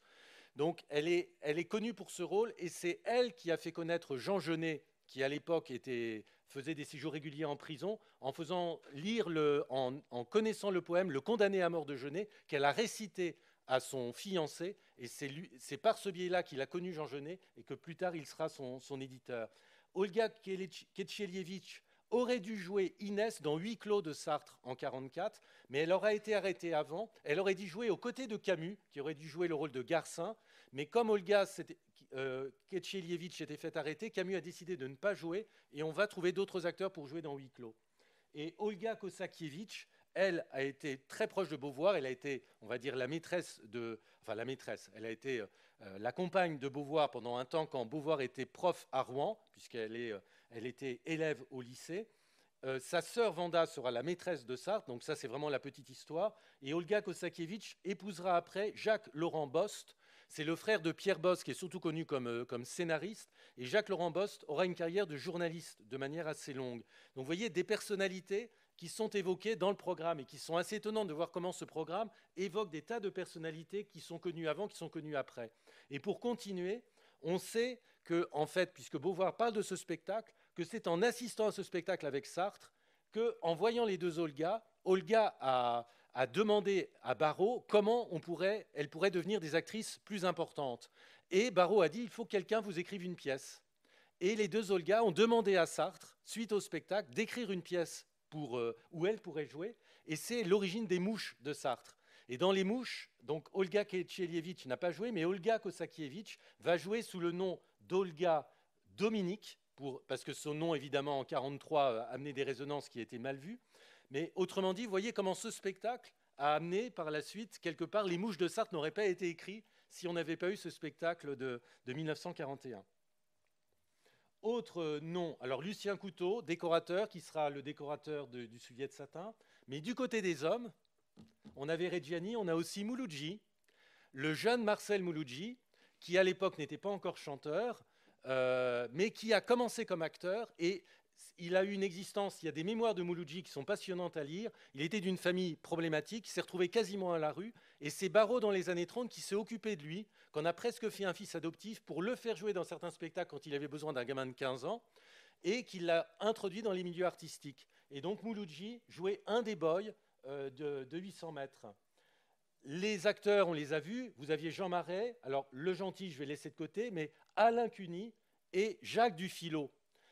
Jean Marais, Cuny et Dufilot, à l'époque, ne sont pas connus, mais vont devenir, en effet, pendant ces années-là, des vedettes. Cuny va devenir une vedette quelques mois après, en jouant dans Les Visiteurs du Soir, qui sera un de ses grands succès.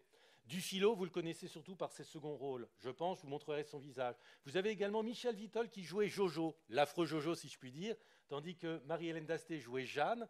Michel Vittol, qui sera un grand homme de théâtre, et Michel Vittol c'est lui qui va créer le rôle de Garcin dans Huis clos de Sartre. Donc vous voyez toutes ces passerelles qui se font à partir de ce spectacle, d'une certaine façon.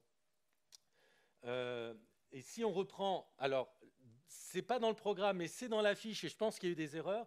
Vous avez d'autres acteurs célèbres de l'époque, notamment Georges Marchal, qui était un des acteurs, on va le revoir en photo, c'était une des vedettes comme acteur. Vous aviez un certain Le Gentil, qui sera connu comme acteur sous le nom de Claude Martin par la suite, comme acteur, metteur en scène, scénariste. Et vous avez même, c'est vraiment un cas assez étonnant, un certain José Torres. C'est un acteur en fait vénézuélien qui était tout jeune à l'époque et qui sera connu dans les années 60-70 comme acteur dans des westerns spaghetti, pour vous montrer qu'en ayant joué dans 800 mètres, on pouvait après avoir une carrière étincelante par tout ce que ça offrait.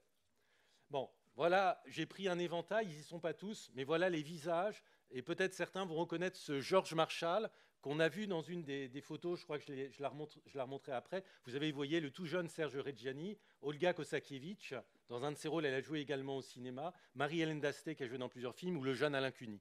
Vous voyez toute cette galaxie de personnages qui est liée à ce spectacle. Voilà, en tête, ici on est au début de la course, c'est George Marshall. Derrière, il y a deux coureurs qu'on ne voit pas, mais il y a sans doute Alain Cuny. Après, vous voyez Barrault. Et après, sans doute, José Torres. Et derrière, Jacques Dufilot. Je vais laisser de côté. J'avais d'autres choses à vous dire. Je vais couper. Voilà, j'avais la presse. Alors, si j'en viens à la presse maintenant, concernant le spectacle, la presse en a beaucoup parlé. Fait la promo après, en parle. Fait la promo avant, on parle après.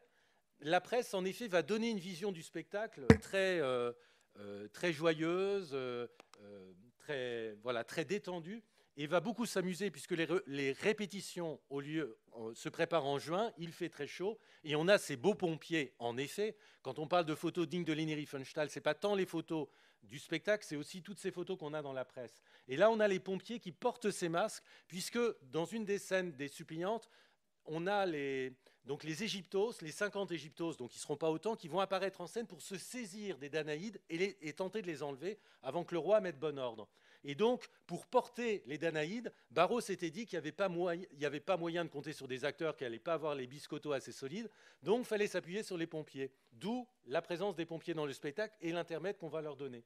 Et donc, vous avez ces images quand les pompiers deviennent acteurs grecs. Un article du matin de juin 1941. Autre photo de répétition dans d'autres journaux de l'époque, où on voit, vous voyez, donc les acteurs avec les masques, donc ça, Barrault y reviendra, les pompiers donc soulevant les Danaïdes avec ces costumes que Marie-Hélène Dasté avait dessinés, et d'autres photos, là c'est dans une espèce de Paris Match de l'époque qui s'appelle La Semaine, où il y a beaucoup de photos, et on voit les pompiers en répétition en train de porter les Danaïdes ou s'entraînant dans les escaliers du stade, ou encore celle-ci, et vous avez donc à nouveau donc, la petite légende en dessous. Les suppliantes filles de Danaüs ont une beauté grecque. Les spectateurs regretteront qu'elles ne gardent pas leur costume de répétition. Mais évidemment, parce qu'elles n'avaient quasiment pas de costume, donc c'était beaucoup plus érotique de les voir comme cela, quasiment sans costume, que de les voir après dans leur costume en tant que tel. Il y a des éléments même qui touchent au courrier du cœur. Vous avez un ensemble de photos dans La Semaine qui tiennent compte des déboires sentimentaux de Madeleine Renaud. Madeleine Renaud était l'épouse de Jean-Pierre Grandval. Pas Jean-Pierre, c'est Grandval, j'ai oublié son prénom. Grandval, dont elle a divorcé pour épouser Barrault. Et on représente un reportage photographique où on voit Grandval qui observe Barrault en répétition, donc celui qui l'a remplacé auprès de Madeleine Renaud. Mais Madeleine Renaud n'a pas joué dans le spectacle. Et on voit les photos en bas, où on voit Charles Munch à gauche, Arthur Honegger à droite. En face, je ne sais pas qui c'est pas Aubé, mais on voit Barrault en tout cas après qui se tourne. On a des images diverses. Barrault s'entraînant à la course avec deux sportifs de l'époque. Ou Barrault, là, mais ce n'est pas une photo de presse, c'est une photo que j'ai trouvée sur Internet. Barrault faisant répéter, vous voyez Jean Marais, derrière Jean Marais, c'est Georges Marshall, et derrière Barrault, Dufilot, qu'on arrive à reconnaître. Donc il les entraîne aux 800 mètres à la course, et on a aussi des textes de Dufilot, ou de Marais en parle quasiment pas, mais du Dufilot en parle dans ses mémoires de ce spectacle. Celles-là, je les ai déjà montrées.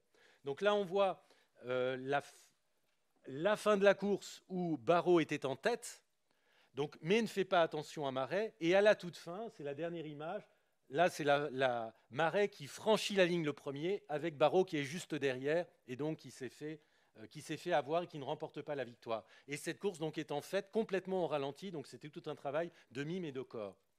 Bon, je vais conclure simplement sur cette présentation.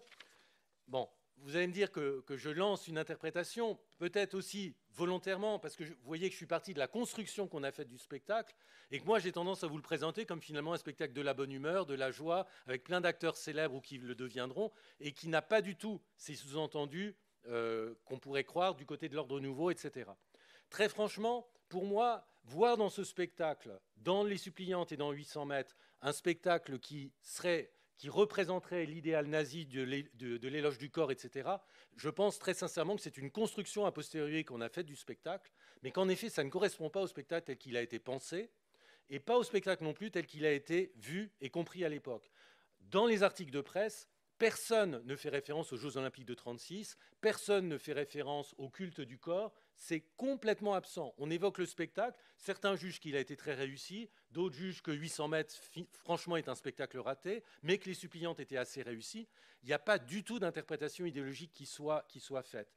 Ce qui est intéressant, et pour peut-être contrebalancer en partie l'orientation de mon discours, je vais quand même... Alors, j'ai essayé de trouver des témoignages d'époque. Alors, on a celui de Beauvoir, par exemple, Beauvoir qui l'évoque en disant que, alors je cite Beauvoir, « Barrault mit en scène Les Suppliantes au stade Roland-Garros sur une musique d'Honegger avec les décors de l'Abysse. Les acteurs portaient des costumes dessinés par Marie-Hélène Dasté, des masques, des cothurnes. Il y avait une immense figuration.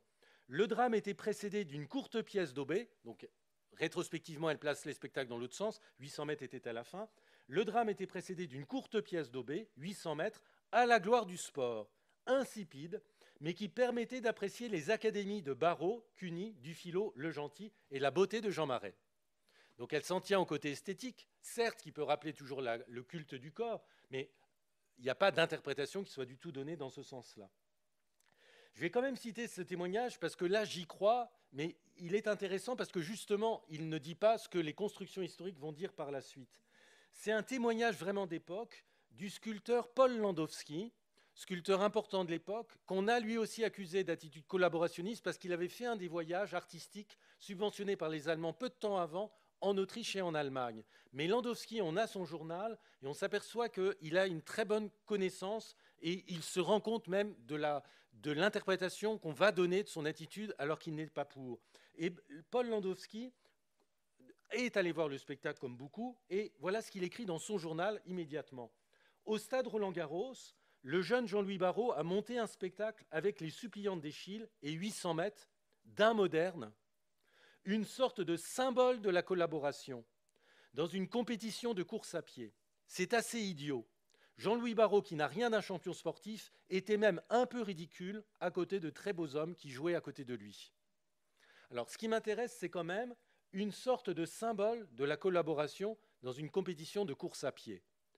Et il est clair que, en effet, Landowski interprète, quand il parle de collaboration, ce n'est pas simplement parce que les coureurs à la fin s'unissent pour faire un dernier tour de stade. Quand il parle de collaboration, il a sans aucun doute en tête la collaboration en effet politique. Ça me semble-t-il, là-dessus, ça ne fait pas de doute. Mais c'est bien son interprétation à lui.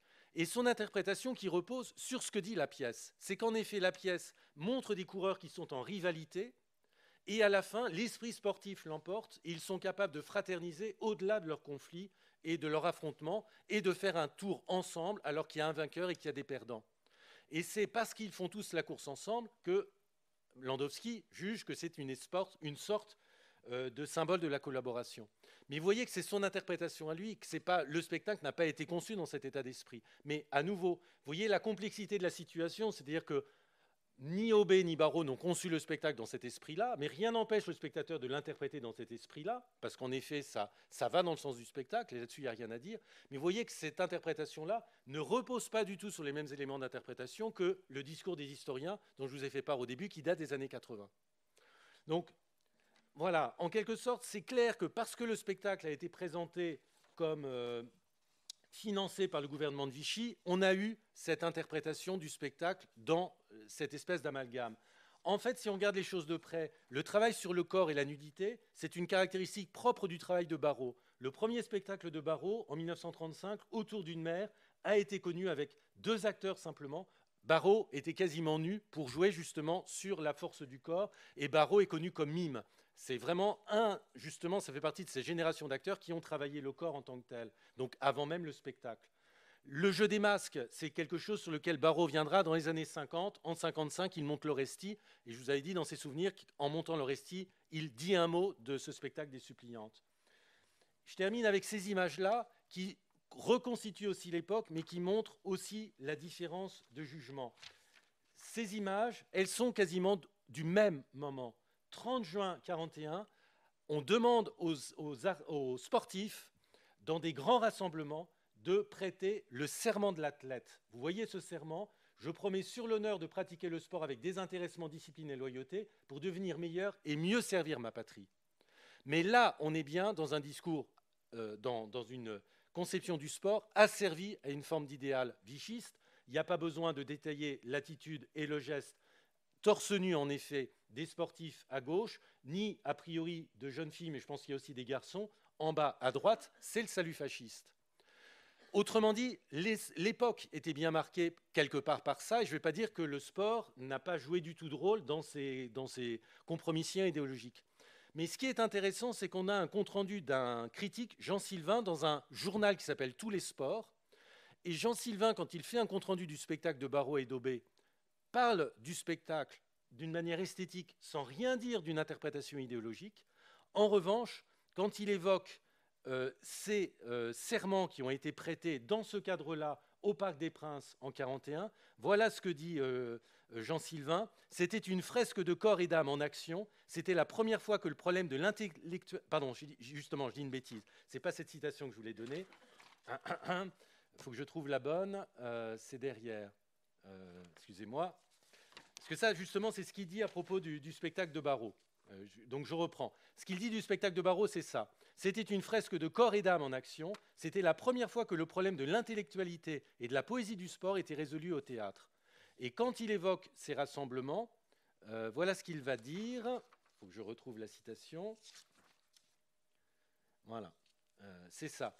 Donc en rapport cette fois-ci avec le serment de l'athlète, le même critique dit « Depuis cette minute, nous sommes certains du relèvement de la France. Le serment sera tenu. Corps, intellectualité, spiritualité morale se rejoignaient et formaient un ensemble harmonieux. La Grèce antique nous saluait dans le lointain des âges et il nous apparaissait lumineusement que nos malheurs sont l'autel expiatoire qui nous rend le sens vrai de la vie. » Donc là, on a un discours, c'est la même personne. Vous voyez à quel point là, c'est orienté dans un sens idéologique. Et quand il parle du spectacle de Barrault et d'Aubé, il n'est pas du tout dans cette interprétation idéologique.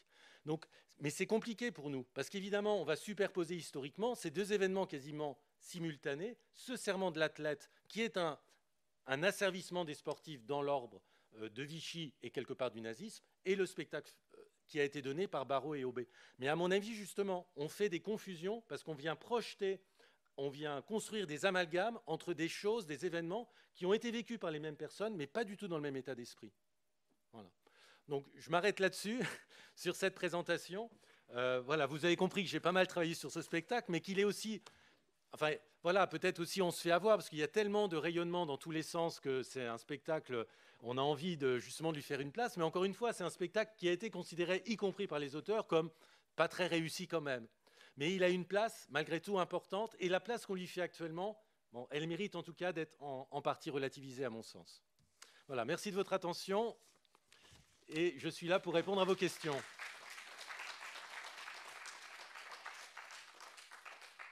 S'il y en a. Alors, il y a des micros aussi qui peuvent circuler s'il y a besoin, mais ils sont là.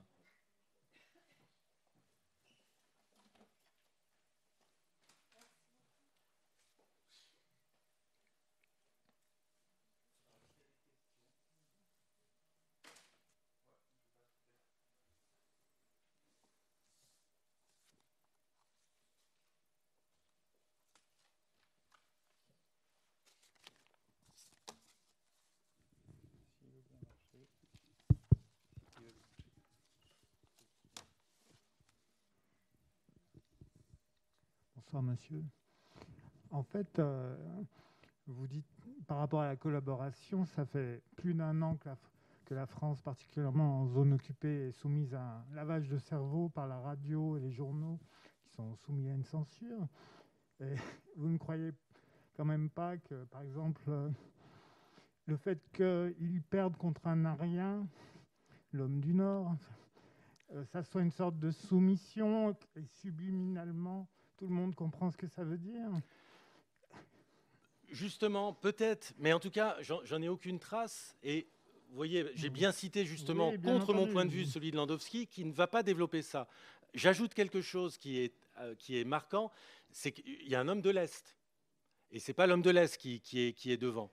Donc, c'est l'homme du Nord. En fait, dans le texte original, ce n'était pas l'homme du Nord qui devait l'emporter, c'était l'homme du Nord-Est. C'était quand même Marais, mais au dernier moment, ils ont changé. Et ça se voit dans le texte parce qu'ils ont remplacé le nom. Pourquoi? J'en suis sûr. C'est parce qu'il y a eu l'opération Barbarossa. Et si c'était l'homme du Nord-Est qui l'emportait à la fin, ça renvoyait évidemment à la Russie soviétique. Donc, ils n'ont pas mis l'homme de l'Est pour autant. Ils n'ont jamais pensé à mettre l'homme de l'Est. Ils ont mis l'homme du Nord. C'est toujours la même chose. C'est-à-dire, évidemment que, encore une fois, ça n'échappe pas à une interprétation contextuelle. Et voilà. Mais ce qu'ils ont cherché à faire, en tout cas, c'est à éviter précisément qu'il y ait ce type d'amalgame en choisissant l'homme du Nord. Oui, parce que... Alors, vous allez dire, ils auraient pu prendre l'Américain, mais là, précisément, là, ça aurait été un autre élément. Mais vous voyez qu'il y a un Américain qui peut apparaître. Il y a un homme de l'Ouest, etc. Donc, pour moi, il faut le comprendre comme quelque chose qu'ils ont voulu faire à part. Et justement pas, alors, qui est un sens dans le contexte, mais sur un héritage qui remonte aux Jeux Olympiques de 24. Encore une fois, c'est l'adaptation d'une nouvelle de 24. Ce n'est pas un spectacle créé pour l'occasion avec une commande qui aurait été faite pour avoir un événement sportif. Donc, voilà, c'est un point. Je suis d'accord sur le fond, hein, je ne remets pas en cause, mais on revient, si vous voulez. En tout cas, ce que j'ai voulu montrer, ce n'est pas que ce spectacle était neutre et était complètement détaché et qu'il ne pouvait pas rentrer dans le discours. C'est quand même un spectacle présenté avec l'assentiment et le financement du gouvernement de Vichy. Là-dessus, il n'y a aucun doute. Mais en tout cas, ce qui me semble faux, c'est précisément ce que j'ai quand même montré dans les constructions historiques, de partir de certaines idées. On part des photos, on ne va même pas regarder le texte, on ne va même pas regarder de quoi ça parle, on part des photos de ces athlètes à demi nus et on fait un amalgame aussitôt avec le culte du sport, etc. Je ne suis pas rentré dans le détail, mais certains évoquent que les articles célébraient le culte de l'effort. Barrault, en effet, intitule son article dans Comédia « Joie de l'effort », mais l'effort qu'il évoque, c'est l'effort de tous les gens qui ont des hobbies, qui vont à la pêche le dimanche au lieu de se reposer, qui font de la peinture, etc. Donc ce n'est pas du tout l'effort physique et ce n'est pas du tout dans le sens d'un effort guerrier. Là aussi, de toute façon, ça n'aurait pas pu être évoqué dans ce sens-là. C'est toute la complexité, encore une fois. C'est-à-dire qu'ils l'ont plutôt conçu en lien, mais en détachement par rapport à ces interprétations politiques de l'époque. Après, ça n'a pas empêché qu'en effet, on peut placer, Paul Landormy l'interprète à la fin comme c'est finalement on nous vante la collaboration. Et même type de question par rapport aux suppliantes, on ne pourrait pas dire qu'en fait le roi qui protège les pauvres petites Danaïdes sont Hitler qui protège la France du communisme, par exemple. Là, je pense que oui, parce que la lutte depuis, enfin, je pense, il y a eu l'opération de Barbarossa qui a commencé. Oui. Et la France, on parlait à l'époque de rempart contre le communisme. Oui, mais c'est après, ça sera l'argument qui va être développé pour justifier l'attaque de la Russie. Oui. Alors c'est quasiment concomitant, mais là aussi on fait une espèce de jeu anachronique. Par contre, à ce moment-là, je serais d'accord pour dire potentiellement, mais pour moi ça ne fonctionne pas, que ce bon roi qui protège, on va dire c'est une image de Pétain. Mais, non, d'Hitler. Oui, mais j'y crois encore moins. Parce que là, très franchement, penser qu'un spectacle de Français fait pour des Français aurait un sens caché. Et là vous voyez, je ne pense pas que les auteurs... que les gens l'aient compris comme cela. Oui, par rapport à toute la propagande qu'ils entendent tous les jours. Vous voyez la différence? Enfin, il faudrait reprendre après les éléments de propagande. Je ne pense pas que la propagande soit pro-hitlérienne. La propagande est pro-nazie et pour les valeurs du nazisme. Je ne pense pas que la propagande disait Hitler est votre nouveau chef et c'est votre vrai chef. Oui, mais la propagande est férocement anticommuniste. Je suis pas à cette époque-là. Non. À partir de juin 41. Dans la zone occupée, je pense que... Pas en juin 41, c'est pas possible. L'opération Barbarossa n'est pas lancée. Mais je pense que les extrémistes de droite français, à la base, sont férocement sont anticommunistes. Oui. Et ce sont, je veux dire, je ne pense pas que... Enfin, à Radio Paris, qu'on dise beaucoup de bien des communistes avant juin 41, si vous voulez, ce que je veux dire. Non, certainement pas. Mais à mon avis, c'était tellement peu un élément pour le coup. Ça va le devenir. Alors, la propagande anticommuniste, en effet, elle va être défilée, elle va Elle va s'investir. D'accord. Mais ça va le devenir, mais toujours la même chose en juin. Quand le spectacle, en tout cas, est préparé, ça n'intervient pas. C'est trop tôt. C'est trop tôt. D'accord. Mais ça le prendra par la suite. Ok. Oui. Oui. C'est évident. Les communistes refusaient la résistance aux nazis, en disant que c'était une guerre du capitalisme et qu'on n'avait pas à s'en mêler. Il faut se rappeler quand même que les communistes ont été mis en prison en 1940 parce qu'on les considérait comme des alliés du nazisme, parce que c'était une guerre des capitalistes.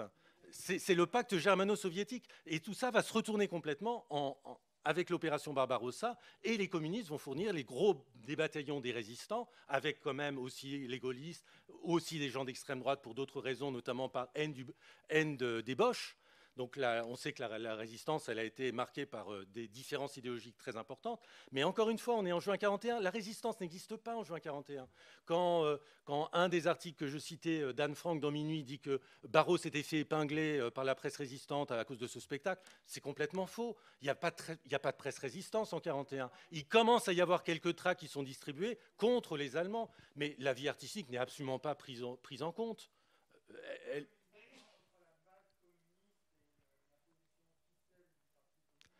Une certaine base et une petite base communiste qui, elle, est farouchement anti-nazie.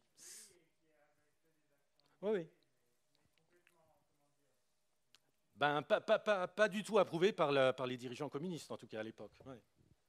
Mais vous voyez, enfin, il ne s'agit pas de s'opposer simplement, mais vous voyez la complexité de l'interprétation, c'est-à-dire qu'à un mois près ou 2 mois près, l'événement, en effet, est susceptible de prendre d'autres résonances.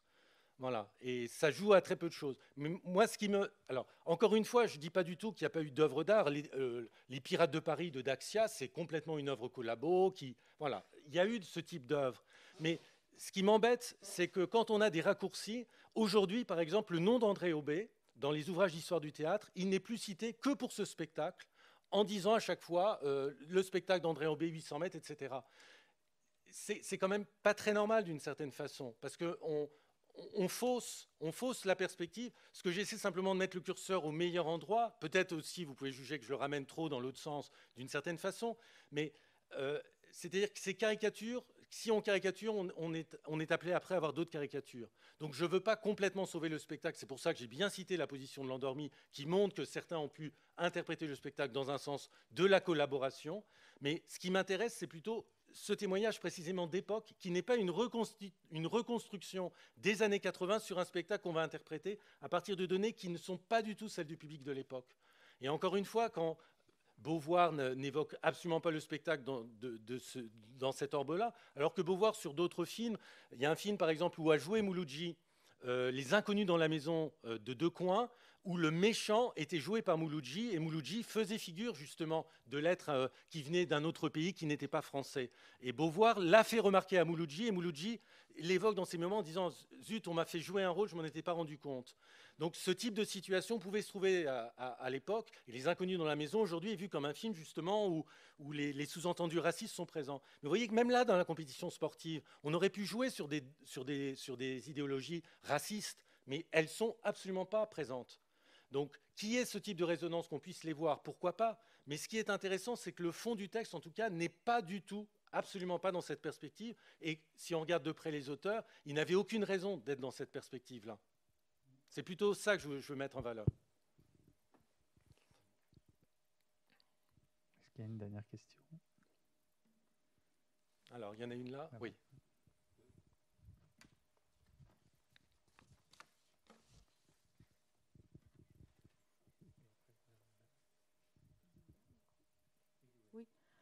Justement, si vous pouviez rappeler, parce que j'ai peut-être l'origine de ce texte du 800 mètres, parce que alors, ça je l'ai dit, mais ça n'a pas été écrit pour l'époque. C'est une reprise de quelque chose. Voilà. Donc oui. Aubé, donc je rappelle rapidement, oui. Aubé était donc passionné de sport, coureur lui-même, et donc au moment des Jeux Olympiques, je l'avais dit rapidement, il a chroniqué les Jeux Olympiques de 24 qui avaient eu lieu à Colombes, donc notamment toutes les compétitions sportives. C'est pour ça que ça a été réédité en 2012 dans ce coffret assez étonnant, Jeux Olympiques Paris 1924, Londres 48, puisqu'en 48, il va également faire la chronique des Jeux Olympiques de Londres.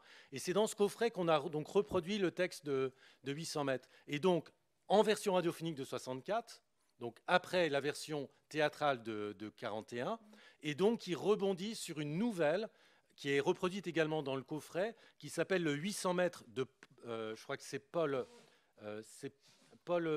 tout d'un coup j'ai un doute si c'est Marin ou Martin, je crois que c'est Paul Martin, qui était un coureur suisse. Et en fait, c'est une nouvelle qui raconte à peu près le même scénario justement que la pièce, comment il s'est préparé à la course, et après la course en elle-même, le déroulé de la course concorde complètement avec cette nouvelle de 1924. Au début, dans le texte de 24, il y a ces histoires de nord, nord-est, nord-ouest. Non, parce que c'est les vrais coureurs avec les vrais noms, parce que c'est une espèce de nouvelle à partir de vrais. Mais ce qui est amusant, c'est que, en fait, c'était... Alors, je ne peux plus vous dire les coureurs, je crois qu'il y en avait un qui devait venir de Finlande. Il y avait des Américains et des Anglais, je crois, essentiellement. C'est eux qui sont évoqués dans la nouvelle. Et en fait, Stallard, qui est un des prénoms qui est donné au Richardson, le coureur américain, ça, ce sont les vrais noms des coureurs du 800 mètres de 1924. Donc, il s'est amusé à reprendre des vrais noms. Mais là aussi, symboliquement, il est clair, mais à des fins symboliques, il s'est amusé à prendre toute cette géographie. Il y a quand même une extrapolation. Tout à fait. Il a pris toute une géographie européenne. On va dire qu'il n'est pas question de noir, mais dans le 800 mètres de 24, tel qu'il le dit, il n'y avait pas de coureur noir. Donc ça, il faudrait voir aussi après pour... mais là-dessus, même chose, ces éléments-là n'interviennent absolument pas ni dans la nouvelle de 24, ni dans la pièce de 48. Et la géographie, elle est faite bien sûr pour prendre un tour symbolique. D'où peut-être l'interprétation de Landowski, mais homme du Nord, homme du Nord-Est, homme de l'Ouest, etc. C'est une géographie. Et à la fin, on avait bien vu louange de la France, du monde. Donc il ne raisonne pas en réduisant à l'Europe, c'est la France et le monde. On est encore dans un moment où justement, même la guerre n'est pas encore vraiment complètement mondiale. Voilà. L'opération Barbarossa vient d'être déclenchée et Pearl Harbor aura lieu en décembre. Donc c'est un cas particulier d'une certaine façon. C'était juste pour faire remarquer, loin de toute polémique, c'est que cette réécriture du texte pendant la guerre, avec ces points géographiques. Enfin, il y a une extrapolation. Donc là, je pense quand même qu'il n'y a pas de naïveté de la part d'Aubé. Je veux dire, il est quand même dans un contexte géopolitique, il le sait. Bon, voilà, après, ce qu'on en tire, je ne sais pas. Mais enfin, la pièce n'est pas si naïve que ça. Non. Mais ce que je voulais dire, c'est que l'histoire de Jean, le français, oui, enfin, je veux dire, c'est un hommage au régime de Pétain qui a quand même réussi à sauver la France face aux nazis. Je veux dire... Mais c'est pas Pétain, collabo, antisémite, quand machin. On n'en est pas là en 41. Mais je veux dire, c'est évident. Il perd. Bon, il a perdu face aux nazis. Si on veut. Il y a ça mais aussi, il a quand même gagné dans l'honneur et dans la fraternisation avec celui qui l'a remporté. Voilà, donc tout ça, à fait. c'est un hommage discret au vieil homme qui a quand même réussi à sauver quelque chose. Si on veut, mais c'est... Non, mais comme vous disiez qu'Aubé avait été... je suis d'accord, tout à fait. Mais ce pétainisme-là, je mets pas derrière du tout les camps, le nazisme et tout. Mais bon, dans l'esprit du temps, et ça donc paraissait irait tout à fait naturel. dans le sens de l'interprétation de Landowski, ça le renforcerait. Oui, en effet, je n'avais pas été dans ce sens-là. C'est parce que la distance est tellement grande entre le vieux maréchal et ici le jeune coureur fringant Jean. Oui, mais symboliquement... Je veux dire, c'est juste une pièce un peu conventionnelle, c'est tout ce que je voulais dire. Tout à fait. De toute façon, c'est pas une grande pièce. Hein. C'est évident que c'est pas une grande pièce, et voilà. Mais bon. Par contre, je reviens quand même, géographiquement, il y a un point justement qu'il peut encore utiliser en 41, c'est parler d'hommes de l'Ouest et de l'américain 100%, c'est dans le texte en tant que tel, alors que je rappelle que même la censure, a priori, je ne pense pas que le texte soit passé par la censure, mais il n'avait pas de quoi déranger de toute façon.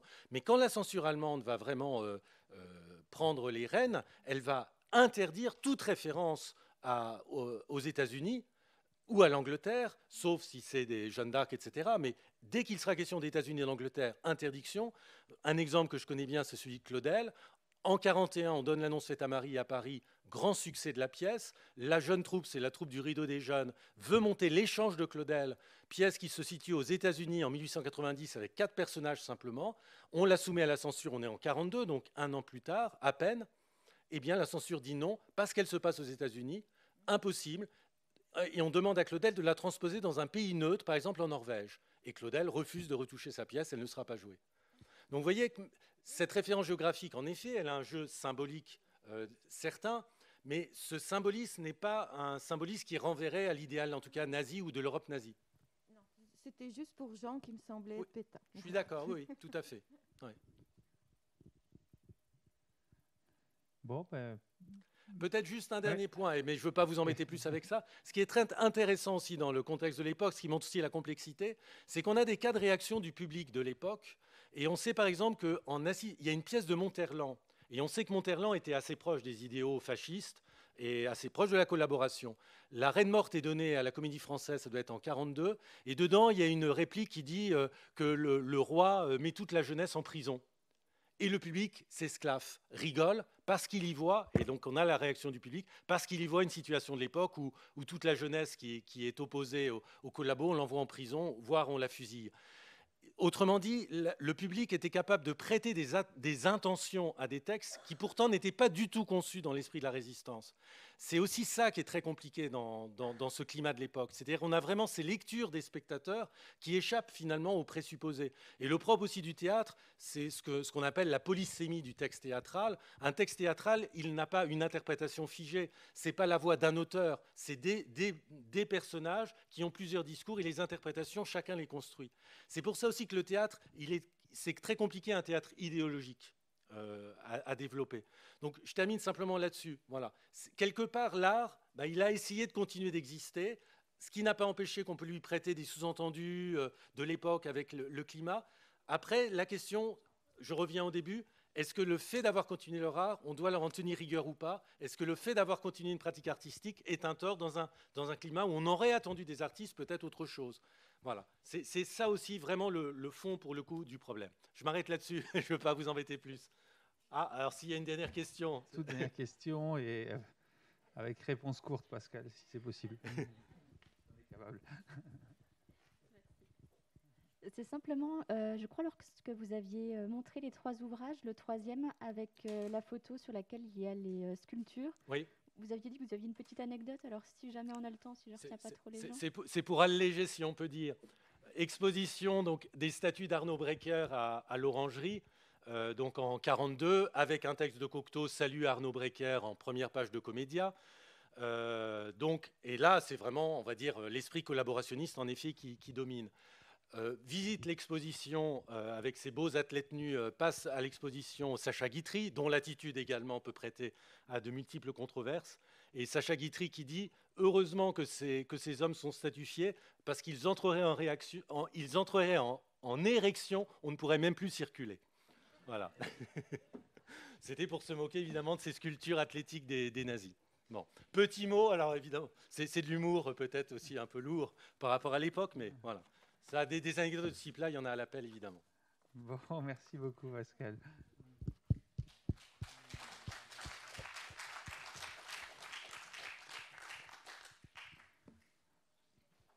Bon, pour ceux qui ne sont pas familiers des jeudis de la MSHE, puisque ça repart, je vous rappelle le principe, c'est tous les premiers jeudis du mois à 20h.